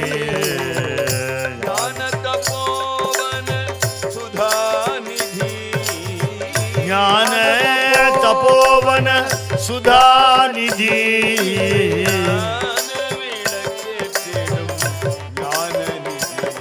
மெய்ஞான விளக்கேற்றிடும் ஞானதிதே ஞானானந்தம் ஞானானந்தம் ஞானானந்தம் ஞானானந்தம் என்னும் மகாநதி தவஞானியர் போற்றிடும் தபோநிதி ஞானானந்தா ஞானானந்தா சத்குரு ஞானானந்தா ஓம் ஞானானந்தா ஞானானந்தா சத்குரு ஞானானந்தா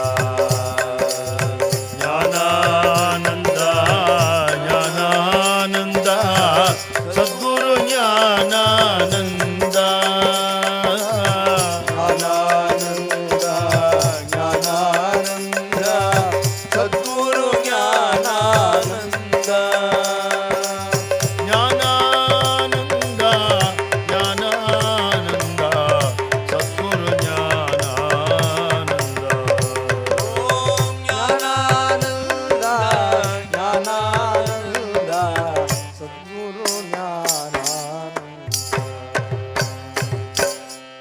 கோவிந்தபுரம் ஞானேஸ்வர் பாகவதர் எழுதின பாட்டு இது.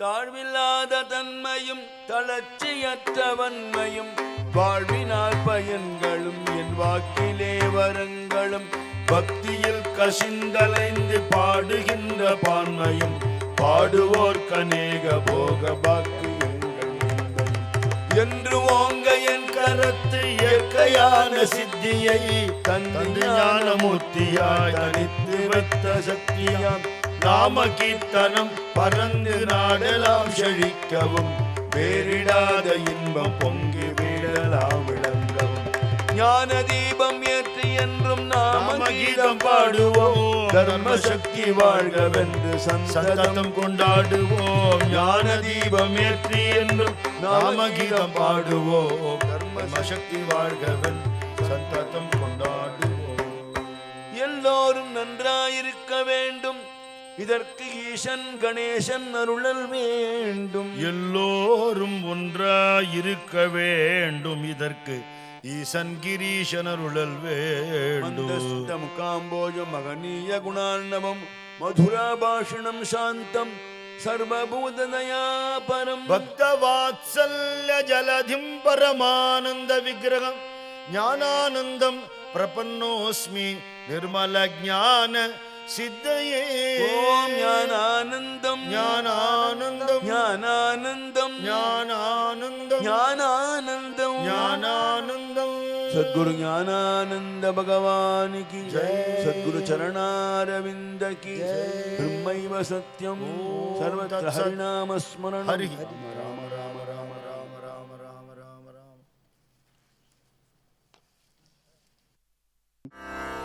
ज्ञाना